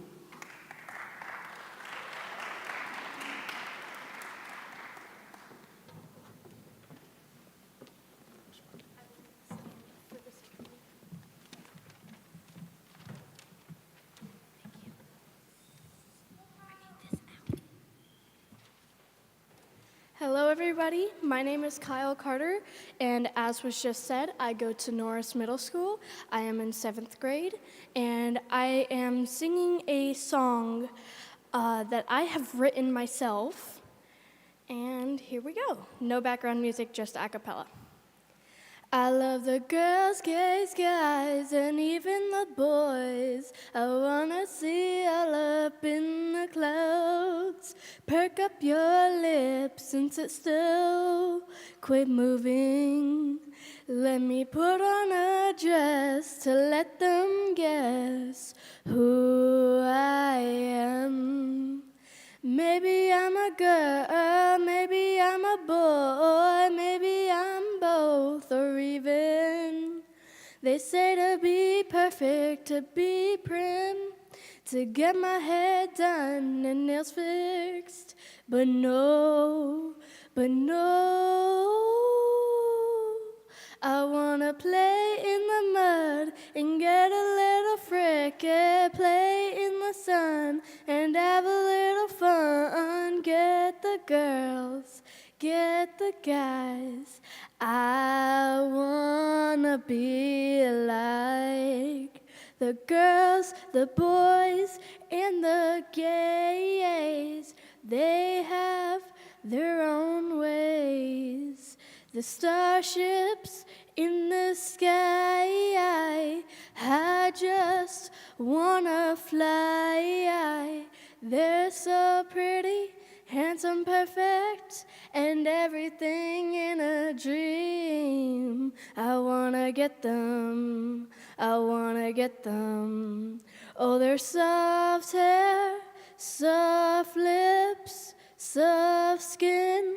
I wanna be theirs, they're only ones to get a little fun up in the clouds.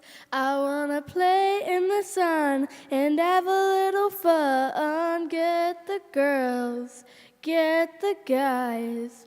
I wanna be like the girls, the boys, and the gays. They all have their own ways. Oh, I just wanna get them. I wanna be your only one to get in the sun, to be the only one you love. Take your heart, take your pain all away. I just wanna be, I just wanna be. Maybe I wanna be a girl, be a guy, maybe a gay, maybe a gay. Oh, just a gay with the girls, guys, and the gays. I just wanna play in the sun and have a little fun. Get the girls, get the guys. I wanna be like the girls, the boys, and even the gays. They all have their own ways. Thank you.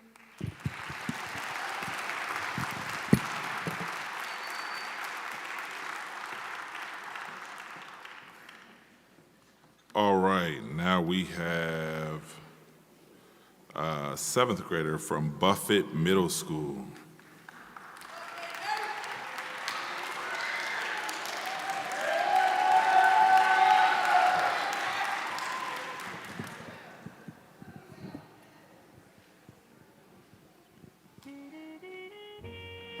My name is Kenny McMorris Jr. I'm a 7th grader at Buffett Middle School. I have D1 dreams and I want to be a judge when I get older. This is an original piece written by me to tell you what I go through every day and about equality.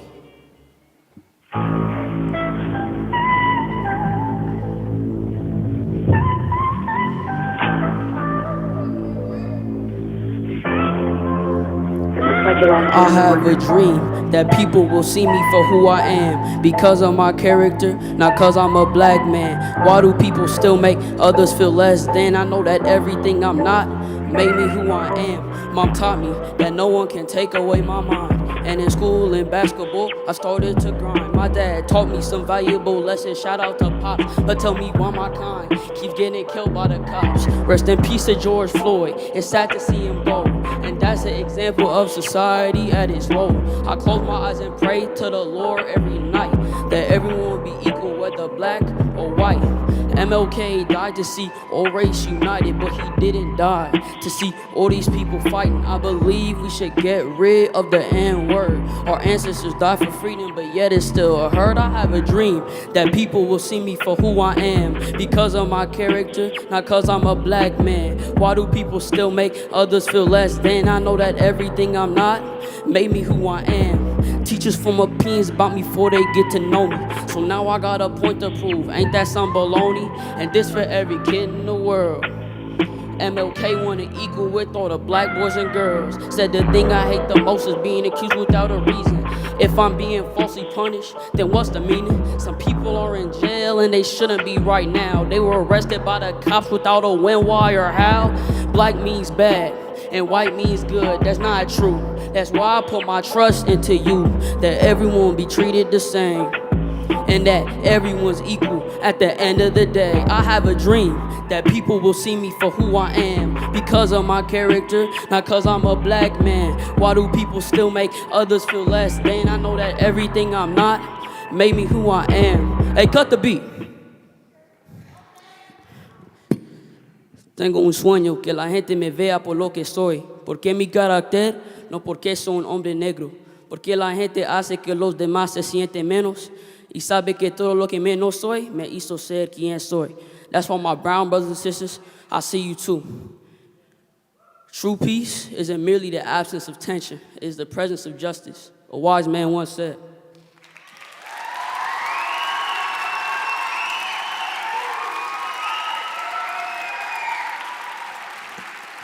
Well, I can't do none of that.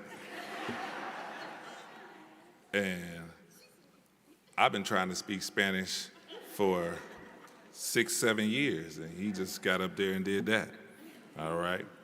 And then he dressed better than me, too. Okay. Moving forward. We have a 12th grader from Bryan High School. We have two 12th graders from Bryan High School.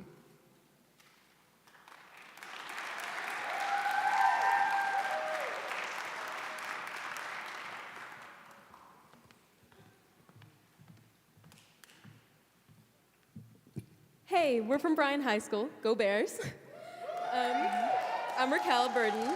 I'm a senior, and this is Stephanie Herrera, who's a junior. Today we're going to be singing our song called The Phone Call. This song is about mental health and two toxic friends. Well, one is toxic. I will be playing the toxic friend, and Raquel will be playing. I'm going to be playing the person that's trying to get away from it. Right, so. All right, I hope you guys enjoy. Yep.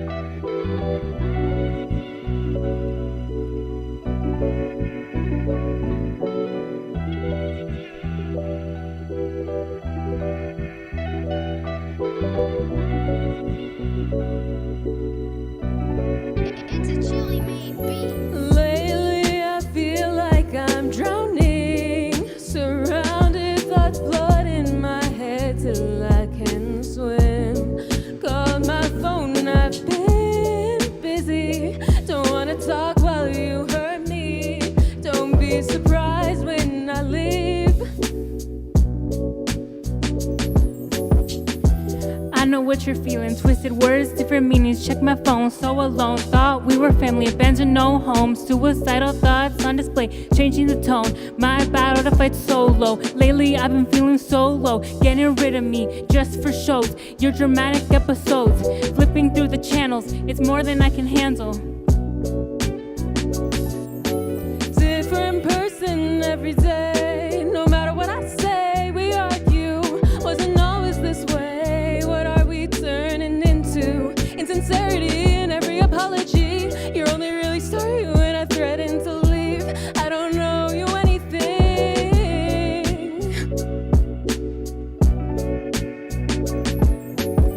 You don't know me, but at least you could show me some respect. Battles in my head when what was said in the heat of the moment offends. You knew what happened, anticipated my reaction. The fact is I'm breaking when you could have prevented it. You're crazy if you thought I wouldn't take an offense to it.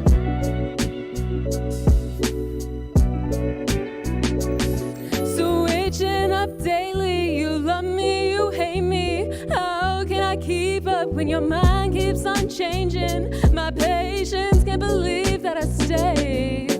No respect to me either, too late. I'm leaving, that's final. Denial won't save you this time. It's a chilly made beat. Please don't leave. Voices in my head are begging, please. Can't be alone with my thoughts. It feels like everything's dropped, left in a deserted place. A desert so cold and far away, putting me in my place like I'm your dog. Think back to the days you treated me wrong. We're equals, you could be worse than me. I'm insisting, what? Am I something you're beneath? Stop calling my phone, lose my number. No good for each other. Let go of the memories, what we used to be. Couldn't you see that we were both lost? Couldn't work, but still trying. Broken trust and broken ties. 1,000 pictures, 1,000 lies. Gotta stop this goodbye. I never meant to hurt you. I know I made you feel bad. What can I do when you are all I have? I'm afraid of change, so I keep you in a box. How are you going to grow when there's no room to grow up? Genetics causing borders, only getting worse as we get older. Too young to deal with the disorder. Going on without you, torture. But there's no choices left and I'm cornered. You were cornered, you weren't, let's move forward. Own the pain that you made me feel. Start noticing what's fake and what's real. Don't we take the blame for both our mistakes? On my past, won't walk in shame like I just owned you for days. We phoned every day, you were never there that way for me. You just guard the pain that I went through. Some depression couldn't excuse. You say what you choose, and your words have their truth. Use me as a vent to get frustration out of your head. Forgiveness may come, but I won't forget.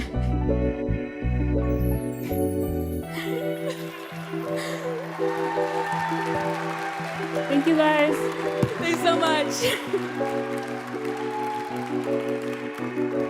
Wow. Okay. Bryan High School is in the building. All right. Next we have a 7th grader from Buffett Middle School. 2 7th graders from Buffett Middle School.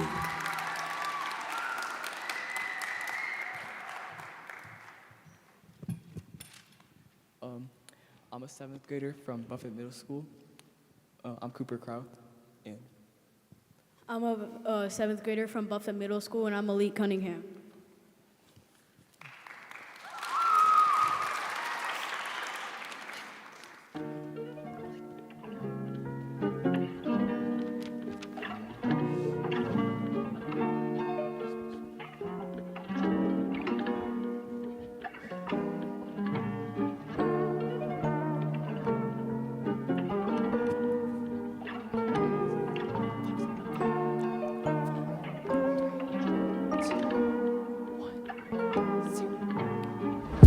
See me as black or white.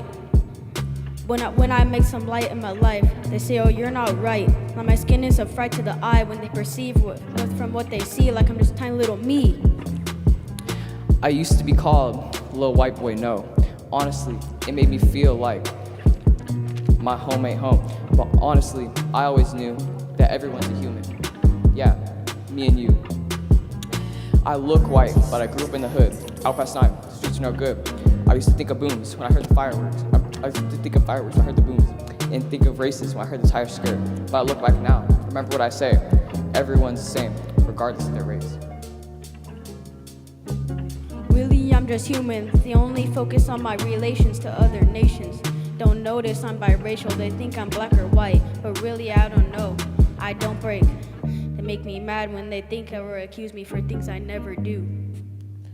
I'm biracial, but all they focus on is my facial. I got a black mom, but I'm still Caucasian. I got a white dad, but I'm still biracial. Why they basing me on my skin? Just because I lack melanin. It honestly makes my tolerance feel so thin. I can't believe people judge off color. They should really get to understand each other. It's part of being biracial in America. They always point out how I'm mixed and my mom is white. They think there's no father in the picture. Trying to get into my role, thinking they can put their place and play around. They look at my skin and I see it as a miracle, like the power is lyrical. I'm a good kid when they think I'm cynical. Yeah, I rap. I'm black. I'm white. I'm light. I'm black. I rap. They think it's whack. I ain't logic, but it's what I drop. My mom's black, but has a high-paying job.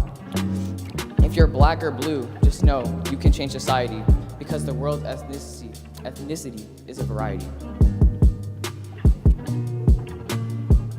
Here I got beautiful eyes and I don't burn up in the sunrise. My skin is great, I got that good pride in my life. See the world of both colors. My skin is great, but I could never hate. Everyone is their own person, mixed or whoever you are, because there are too many stars in the world to count on who you are. Shout out to MLK, it's his day. He's part of the reasons black and white kids can play. He had a dream. Me and Malik have been working on this issue as a team. Martin believed we could all live in peace, which we do. And just know, we're all humans. Yeah, me and you.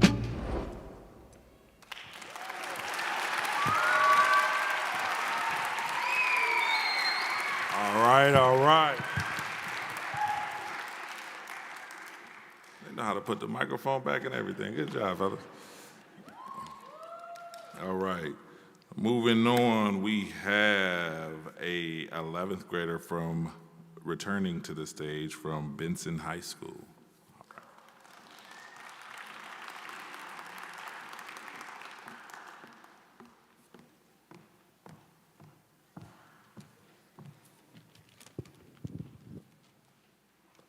I don't know if I need to introduce myself again, but my name is Bunny Galindo. I am an 11th grader at Benson High. For you, I will be singing my song, Can You Be the Change? It's about just being what the world needs rather than being the negative. I also will be singing this a cappella.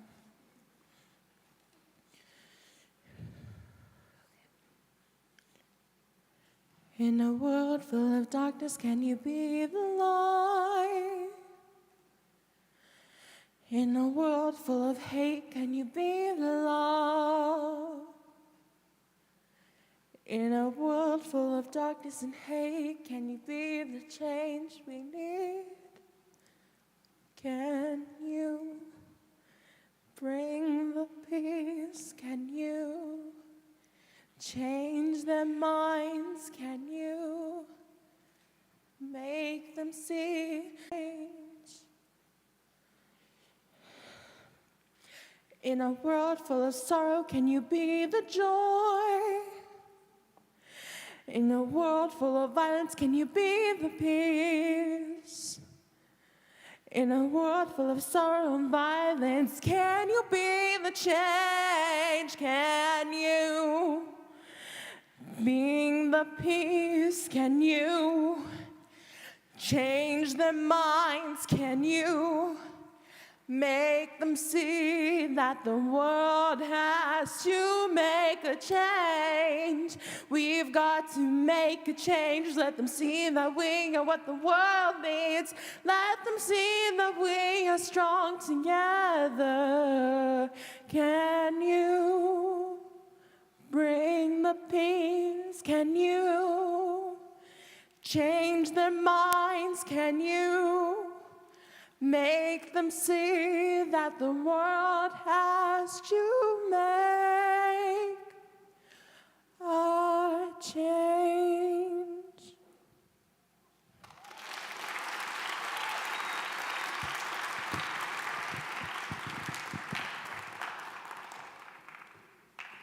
All right. Now we have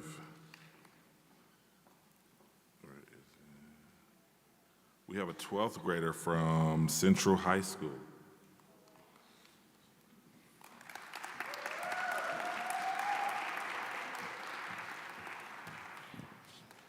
Hello, my name is Natalie McConkey. I am a senior from Central High School, and I will be singing an original song called A World in Peril.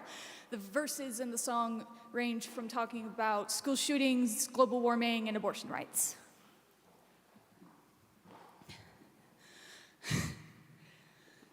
The kids are not alright, and rain is falling down. Bullets fire rapidly and no one's getting out. All lights fade and sirens wail while kids try not to scream. We're hiding underneath our desks and hope it's all a dream. This is a world in peril, a world in sorrow and strife. How can we all be living our lives when evil prowls the night? We all need to do our part and fight for the cause. We only have so much time to make a difference. There's fires in October, it's snowing in July. Hot like June and January, we may all burn alive. With the thinning of the ozone layer and litter on the streets, our ice caps have melted and I can hardly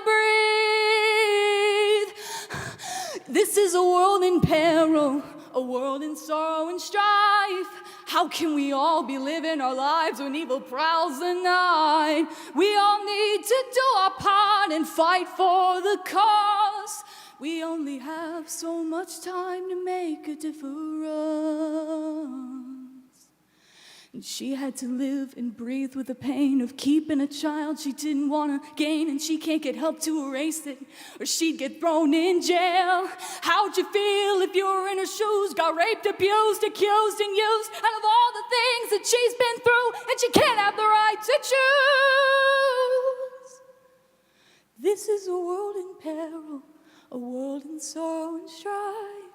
How can we all be living our lives when evil prowls the night? One day we'll all realize the evil was us, but by the time we get there, we'll all be dust.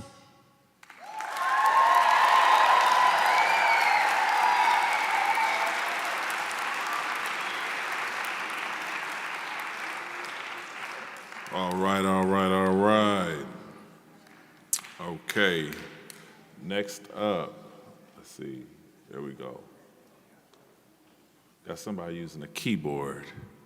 I can't play the piano either. I'm just tall. That's it. All right. But next up, we have, let's see, where we at? We have a 9th and an 11th grader from Bryan High School.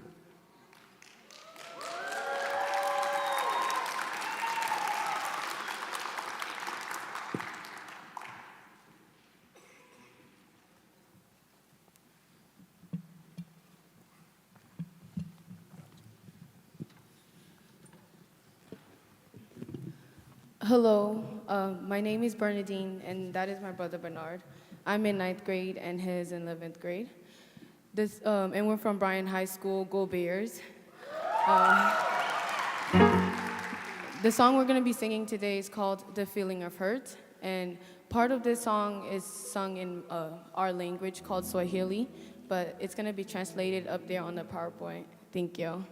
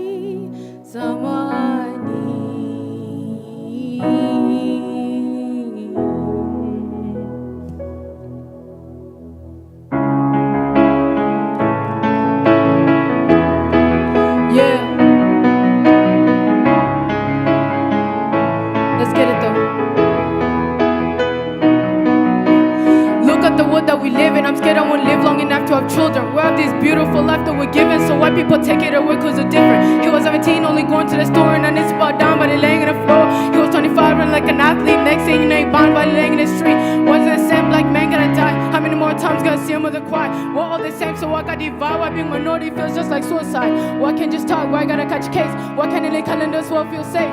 Why do people don't go on be racist? Can't you rules all human race, yeah.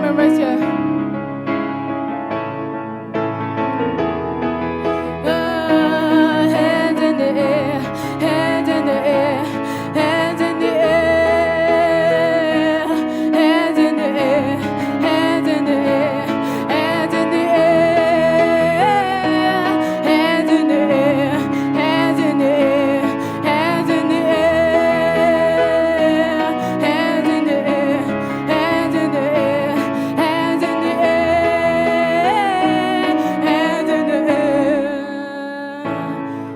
in the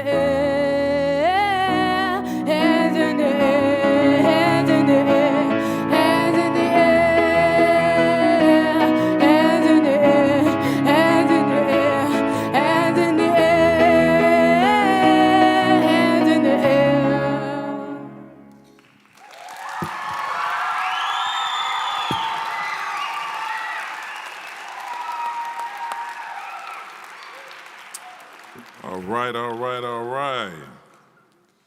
Let's see. B and B. That was Bryan High School again. Let's go.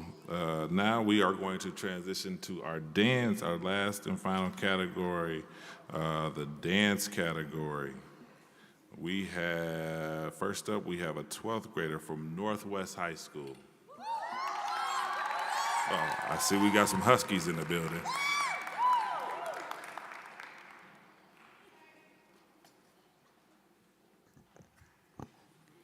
Hello, my name is Andriana Donovan. I'm a senior at Northwest High School, and this dance represents Harriet Tubman and how she created the Underground Railroad and freed slaves.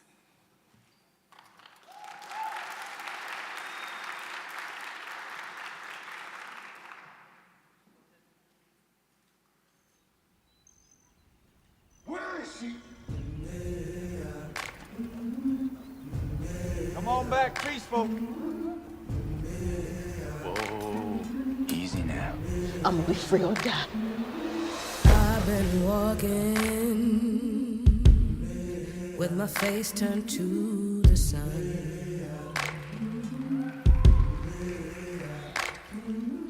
Weight on my shoulders, a bullet in my gun.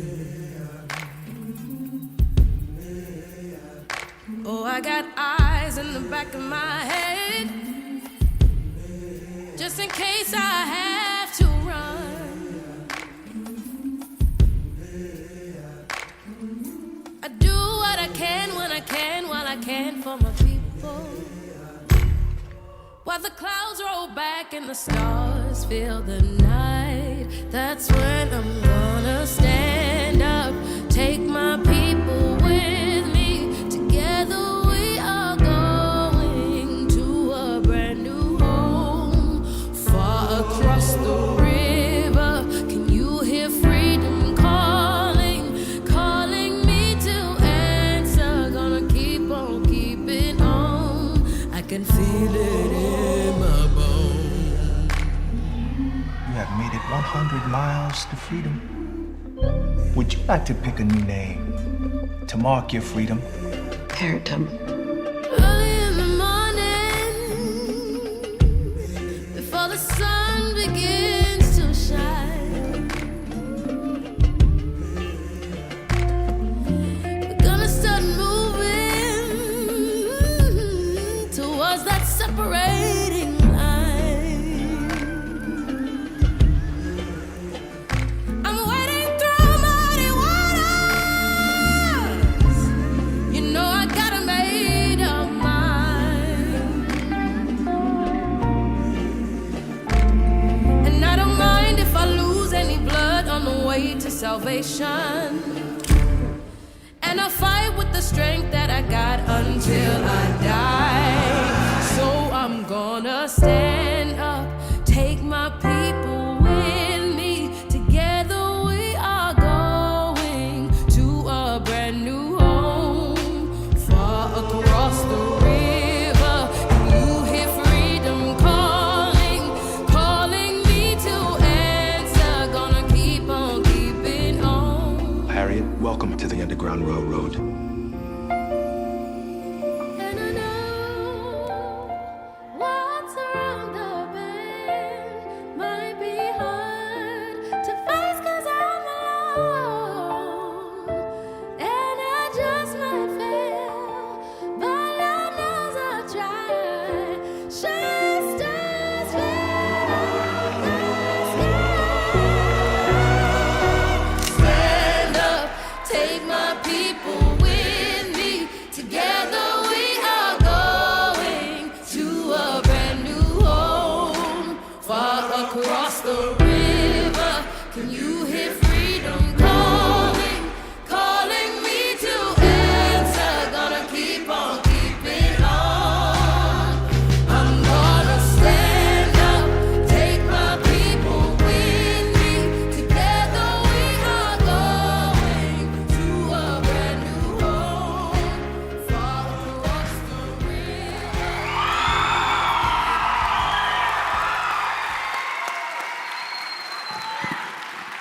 All right, all right.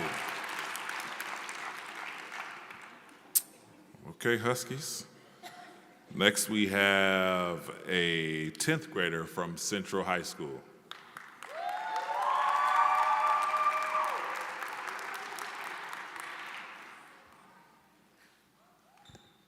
Hi again. In case you forgot, I'm Sanai from Omaha Central High School, and I'm a sophomore. And today I will be performing a piece about mental health, because in order to live the dream, you have to be able to live with yourself first. And I'm gonna go off book for a second here, sorry. I wanted to dedicate this dance to my sister. Sorry to put you on the spot, Naya, but I know I always don't have the right words when you need them. So hopefully this will say what I've been wanting to say to you for a while, okay? I love you.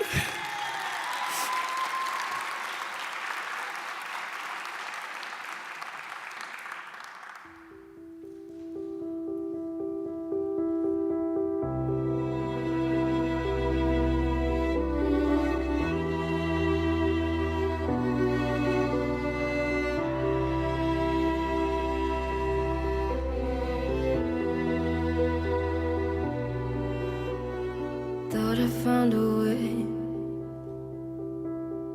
Thought I found a way, yeah. But you never go away. So I guess I gotta stay now. Oh, I hope someday I'll make it out of there, even if it takes all night or 100 years. Need a place to hide, but I can't find one there. Wanna feel alive outside. I can't find my fear. Isn't it lovely? All alone, heart made of glass, my mind of stone. Tear me to pieces, skin and bone. Hello, welcome home. Walking out of town, looking for a better place. Something's on my mind, always in my empty space. But I know someday I'll make it out of here, even if it takes all night or 100 years. Need a place to hide, but I can't find one there. Wanna feel alive outside. I can't find my fear. Isn't it lovely? All alone, heart made of glass, my mind of stone. Tear me to pieces, skin and bone. Hello, welcome home.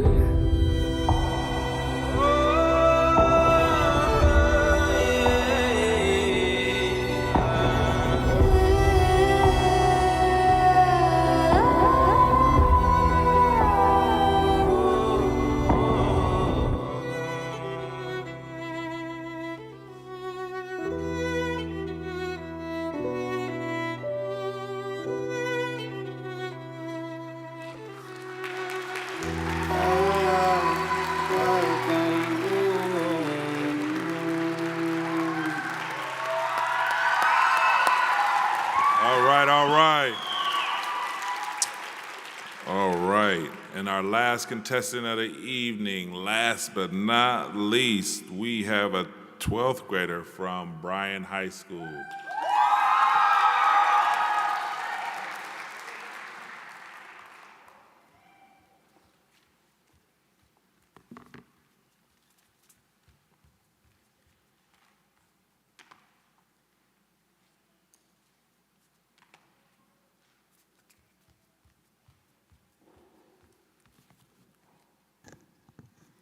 Hi, I'm Lizzie Medrano. I'm a senior at Bryan High School. My performance for today is a dance that I choreographed about the nude body of a woman. I'm going to talk about the 3 stages of the overall stigma behind the female bodies of many. The first stage is the beginning, your nudeness in its cleanest form. The one you feel the most confident, the innocence that starts off as yours. The second stage is the shift in how we start seeing ourselves. Suddenly, we're not so confident. We doubt ourselves, and every turn we take leads us to the same conclusion. It's our fault, or maybe it's because boys can't reframe themselves. The final stage is where hope doesn't feel attainable or real. There's nothing to wash off the already stained anatomy. Black represents the void left within us, showcasing the trauma of assault and the feeling of being tainted, and that it's always with you. Nothing could wash it off. Why are we like this? Why is misogyny normalized in every aspect of life? The story of Adam and Eve. Who is said to have eaten the apple? None other than Eve. The first of many examples of the misconception about women. We are seen as less than, the ones to take the blame because of our gender, our nudeness. But it's never been our fault. The ignorance of many have brought this upon society and ruins the innocence of entire sex.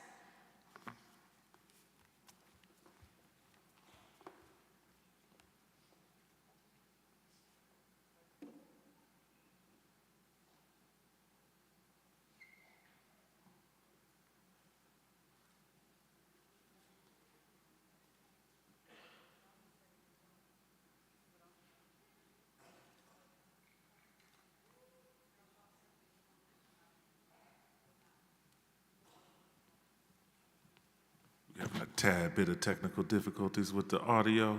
Just bear with us 1 second.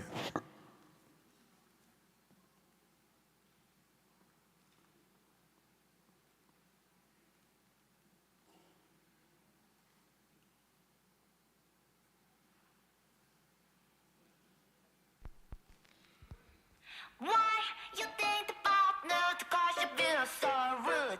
Think outside the box, then you like it. Yes, I'm nude.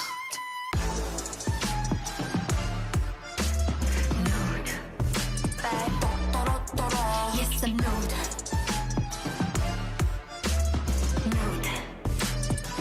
I don't give a love. Baby, how do I look? Yeah, how do I look? Yeah, I did done that it go da da da da da. Baby, how do I look? Yeah, how do I look? Yeah, I did done that it go da da da da da.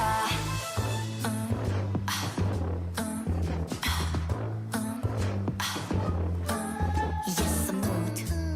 Yes, I'm nude. Now I draw a luxury nude. Why you think about nude? Cause you feel so rude. Think outside the box. 가고 말해. I think down night nude. I don't down night nude. I'm born nude. 변태는 너야.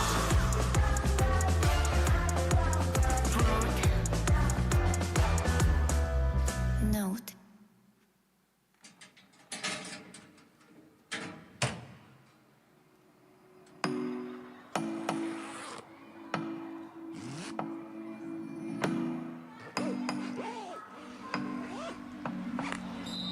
Feeling unsure of my naked body.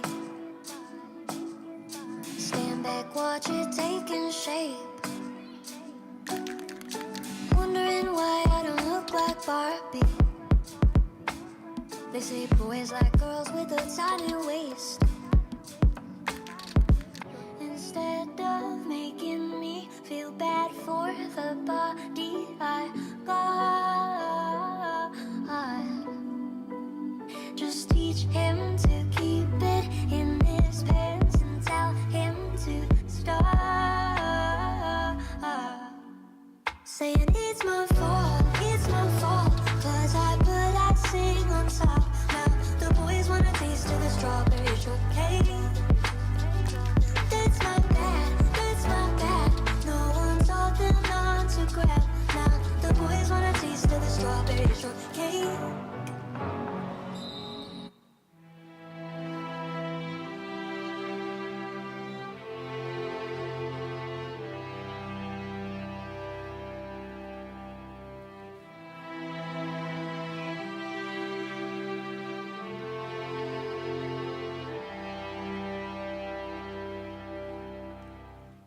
You tell me it gets better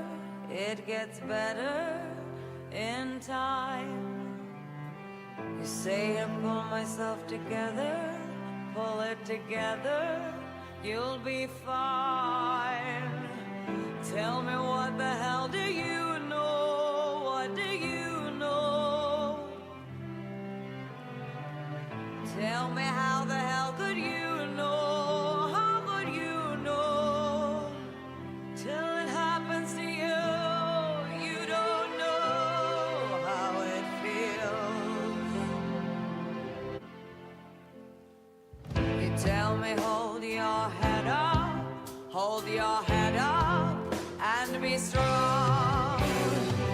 'Cause when you fall, you gotta get up, you gotta get up and move on. Till it happens to you, you all know how I feel.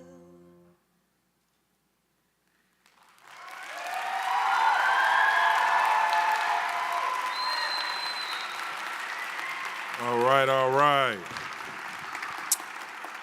Well, thank you. That concludes our program, but we have to define the winners. So the judges are going to exit and deliberate real quick, and we'll have some winners for you shortly, so stay put. Also, just to give you a context so we can speed things along when they come out. So every category tonight,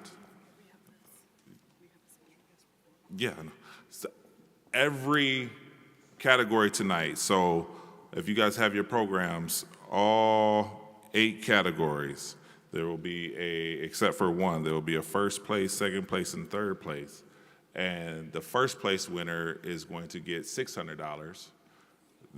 And that is not to be used for a scholarship. It can be used for a scholarship, but doesn't have to be used for a scholarship. The second place winners will all get $400, and the third place winners will all get $200 to use at their leisure. So they worked hard for. So parents, guardians, they worked hard on their performance. Let them spend this money however they see fit. Yeah, that deserves a round of applause. Let them spend the money however they want to spend the money. And then we have a Mayor's Medallion Award, and that Mayor's Medallion Award, the mayor looks over all of the lyrics from all of the contestants, and she picks a winner of who she thinks the lyrics best display Dr. Martin Luther King Jr.'s message of unity, and that person will get $300. So we're giving out a lot of money tonight. But coming to the stage while the judges deliberate. Oh, I forgot the grand prize winner. So we need you guys to stay put. So because all the first place winners in every category will come to the stage, and then the grand prize winner will be voted on by round of applause, and the grand prize winner gets $1,000. So the grand prize winner will walk out of here with $1,000 and $600 from their first place win category. So, but right now we have a special guest performance. Now this person is a previous winner from, I think it was 2 or 3 years ago, from 2019, Willa Ranch, who won our vocal music category. She's coming back to perform while the judges deliberate. So please receive Miss Willa Ranch.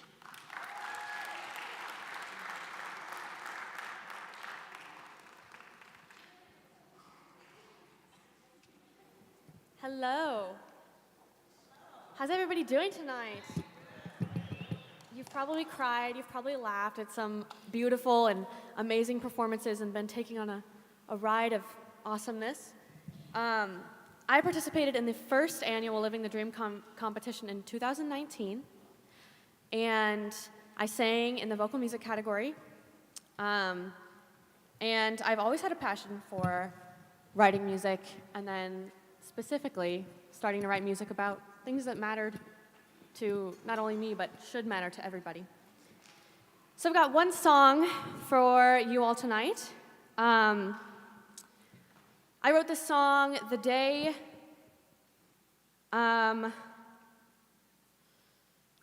that we all found out that there was a possibility in the Supreme Court overturning Roe v. Wade. And I came home from working my long day job and immediately sat down and wrote this one. Can you hear the guitar? Thank you. One more round of applause for everybody tonight.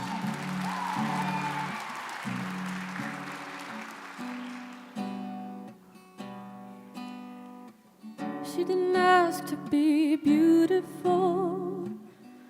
She didn't ask to be wanted. Everyone says it's terrible. No one steps in to stop it. She's been begging the powerful, but she's blaming herself.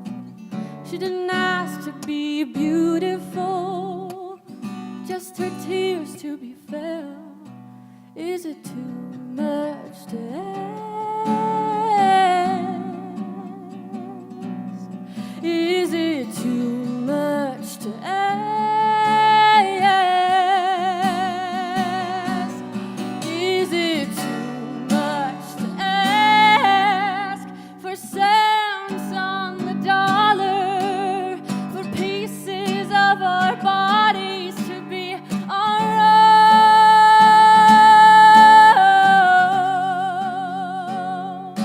Is it too much to ask for peace for our daughters, to leave what's down in history alone?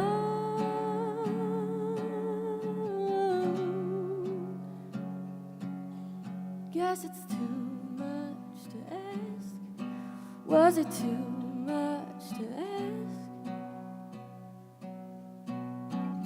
She needs to be beautiful. All she'll ever be good for isn't more than a helpless soul for his own recreation. He's been telling her who to be, and he's as big as a nation.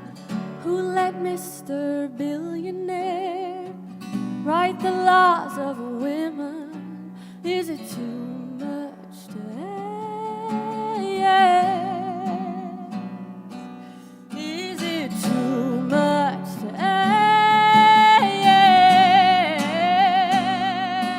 Is it too much to ask for cents on the dollar, for pieces of our bodies to be our own?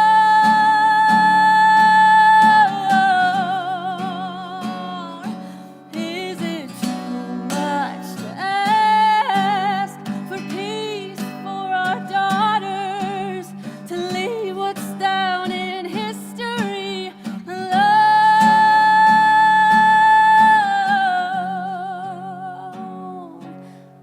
Guess it's too much to ask. Was it too much to ask? Was it too much to ask?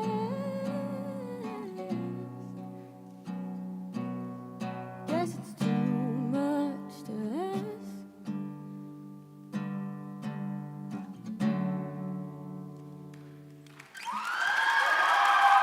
Thank you. One more round of applause for everybody who performed tonight, carrying on that dream of Martin Luther King Jr. It's so important, and thank you all for listening to me, and have a fantastic rest of your night. This is a 1949 Gibson. She's real old. It's been in the fam forever. But yeah, that's where I got it. So thank you again.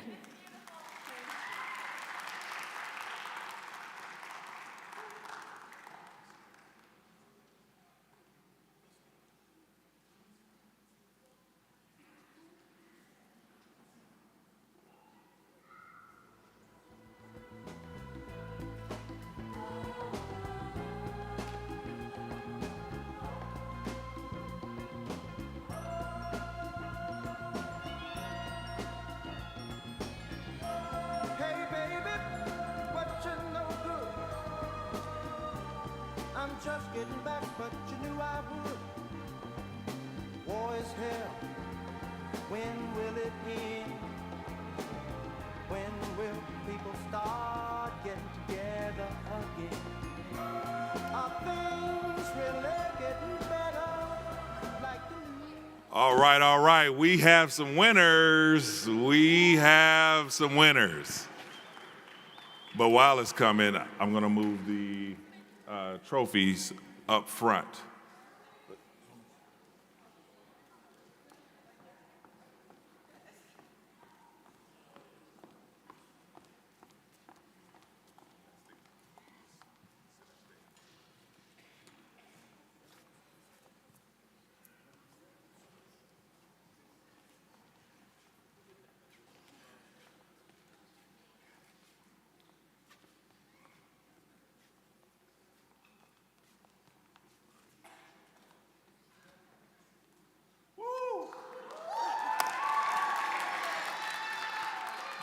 I thought we were gonna drop that. Totally did. It was all Jackie. Okay, they said they need like 60 more seconds. But I don't know, no jokes. I can't juggle. I told you guys before, I'm just tall. All right, so can we take the black cloth off the, all right. They said no. They told me no. I was trying to give y'all a preview, and they jumped on me. See, I don't have no control. But I will tell you what's under there. So what's under there is the school trophy. So we give out a traveling school trophy to the school that displays the most spirit for Dr. Martin Luther King Jr., who allows us to come in, talk to the students, who is the school that is most engaging with the city, that shows the most initiative to for this award and for this momentous occasion. So, as you see, we kind of changed up the trophies a little bit this year. I think the trophies are great. Don't you? Yeah. I want one, but I can't sing and I can't dance. I think. Okay, see, there we go. I like that. See, that's what I love the kids. See, they're so encouraging. But what I can do is, so we're going to run through this really fast so we can get out of here. So we are going to, when I call the names and when I get the names, I just want you guys to, you can clap on the way up here, but I'm going to keep calling the names, and then we're going to all take a picture at the end, and then we're going to dismiss. So did you guys enjoy yourselves? All right. I told you that the students were going to be amazing, and they were. And I'm proud of each and every one of you, and I know you guys are proud of them as well. I don't have anything else to say, so I'm just going to have to let the music play for a little bit, and we should be getting started here in a second. All right, we have the music. There we go.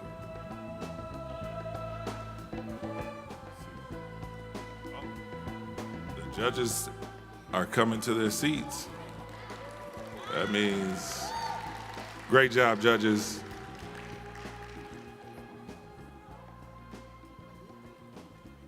So that means I should have some winners.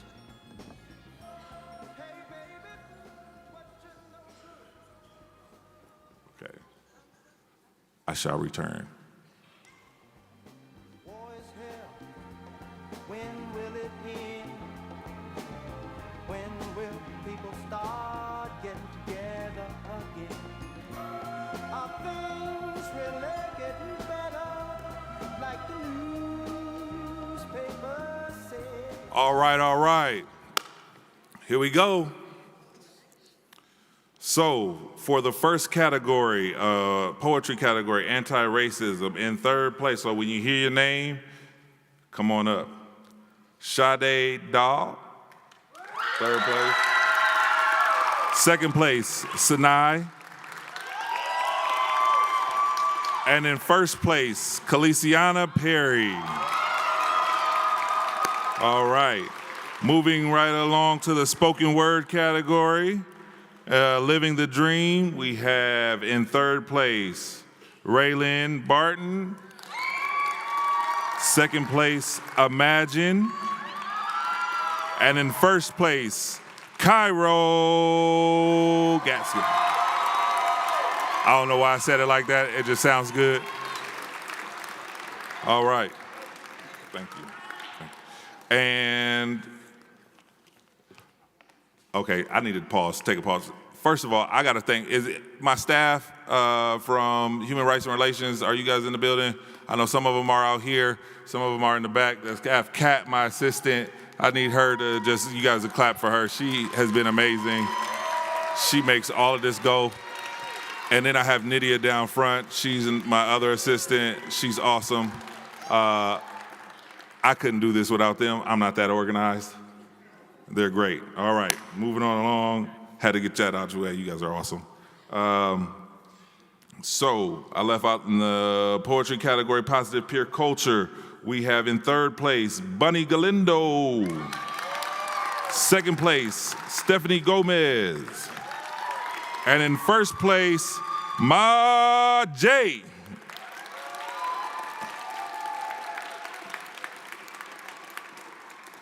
All right. Instrumental category, there was only one, Mr. Onyx Bell. All right.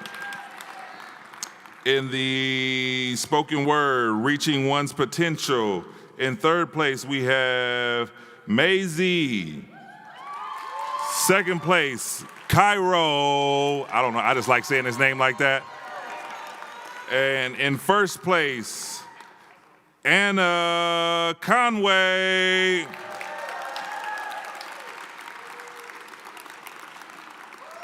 All right. For the vocal music category, in third place, we have B&B, Bernadine and Bernard. Second place, we have Natalie McConkey. And in first place, Kenny McMorris.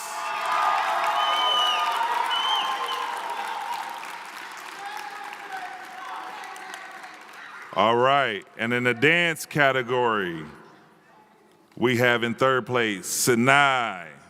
In second place, Lizzie. And in first place, Miss Donovan.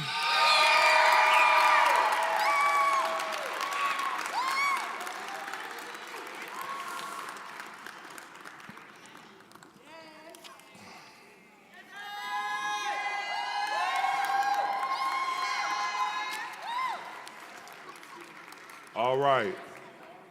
What we got? Oh, first place for reaching our potential was Anna Conway. We have Anna. There we go.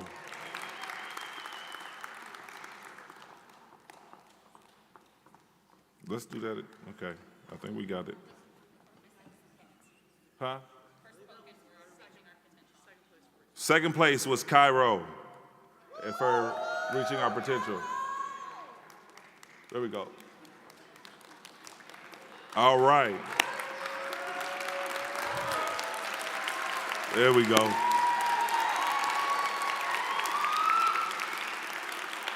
We almost had a Steve Harvey incident in here.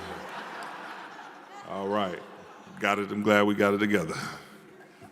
All right. So now the mayor's medallion, the mayor's honor roll medallion goes to Jonathan Mendoza.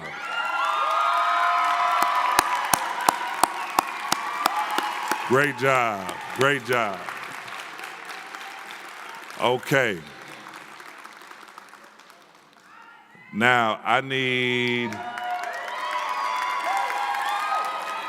everyone that has a first place trophy to come back on stage. You can leave your trophy. I promise nobody's gonna steal it.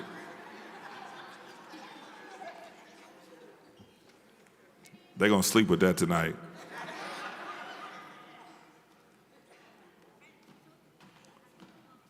And I don't blame them. I'm jealous.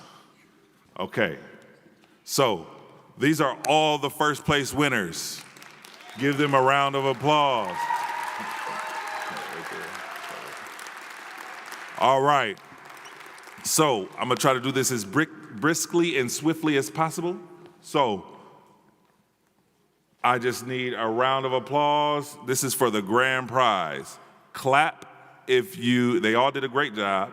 But clap if you want them to win the grand prize, the $1,000, okay? You wanna start?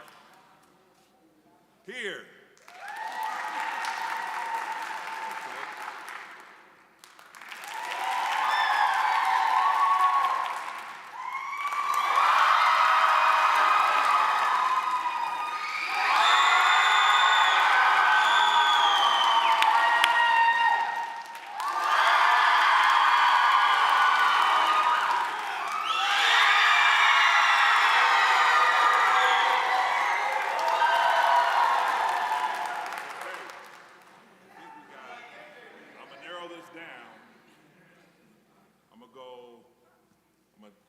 excuse 1, 2, and 3. You ladies can have a seat.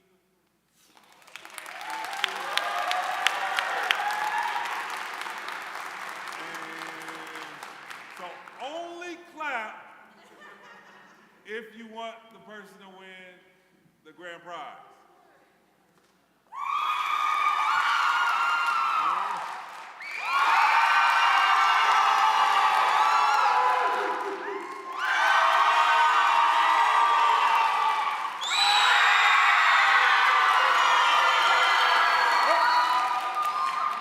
Well, my 3 gentlemen, you guys can go ahead and have a seat.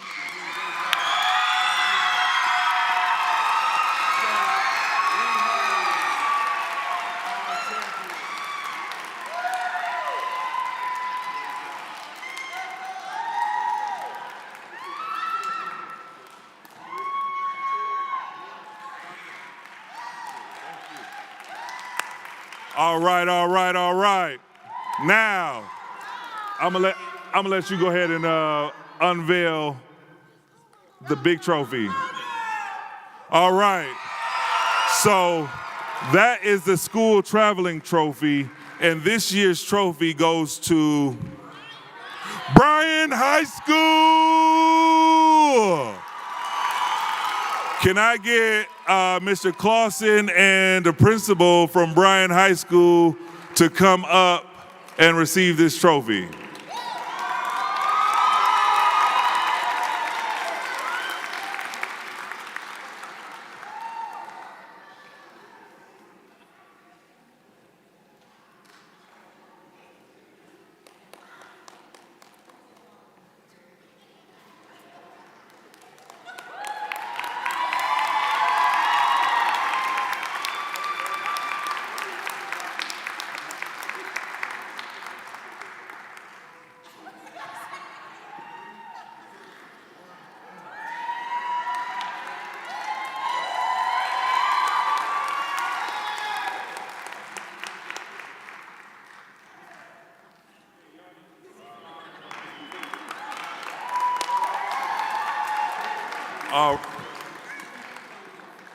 And that is 2 years in a row that Bryan has won that trophy.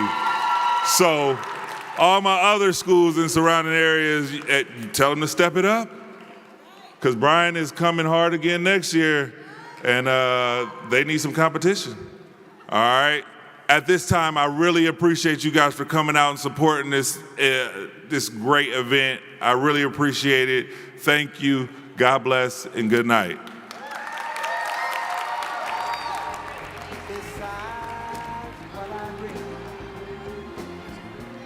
Can't find no work, can't find no job, my friend. Money is tighter than it's ever been. Say, man, I just don't understand what's going on across this land. Oh, what's happening, brother? Yeah. What's happening? What's happening, my man? Woo! Are they still getting down where we used to go and dance? Will our ball club win the pennant? Do you think they had a chance? And tell me, friend, how in the world have you been? Tell me what's up. I wanna know what's in. What's the deal, man? What's happening? What's happening, brother? What's happening, brother? What's happening, brother? What's happening, my man? Woo! What's happening, brother? Say, man. Woo! What's happening, brother? What's been shaking?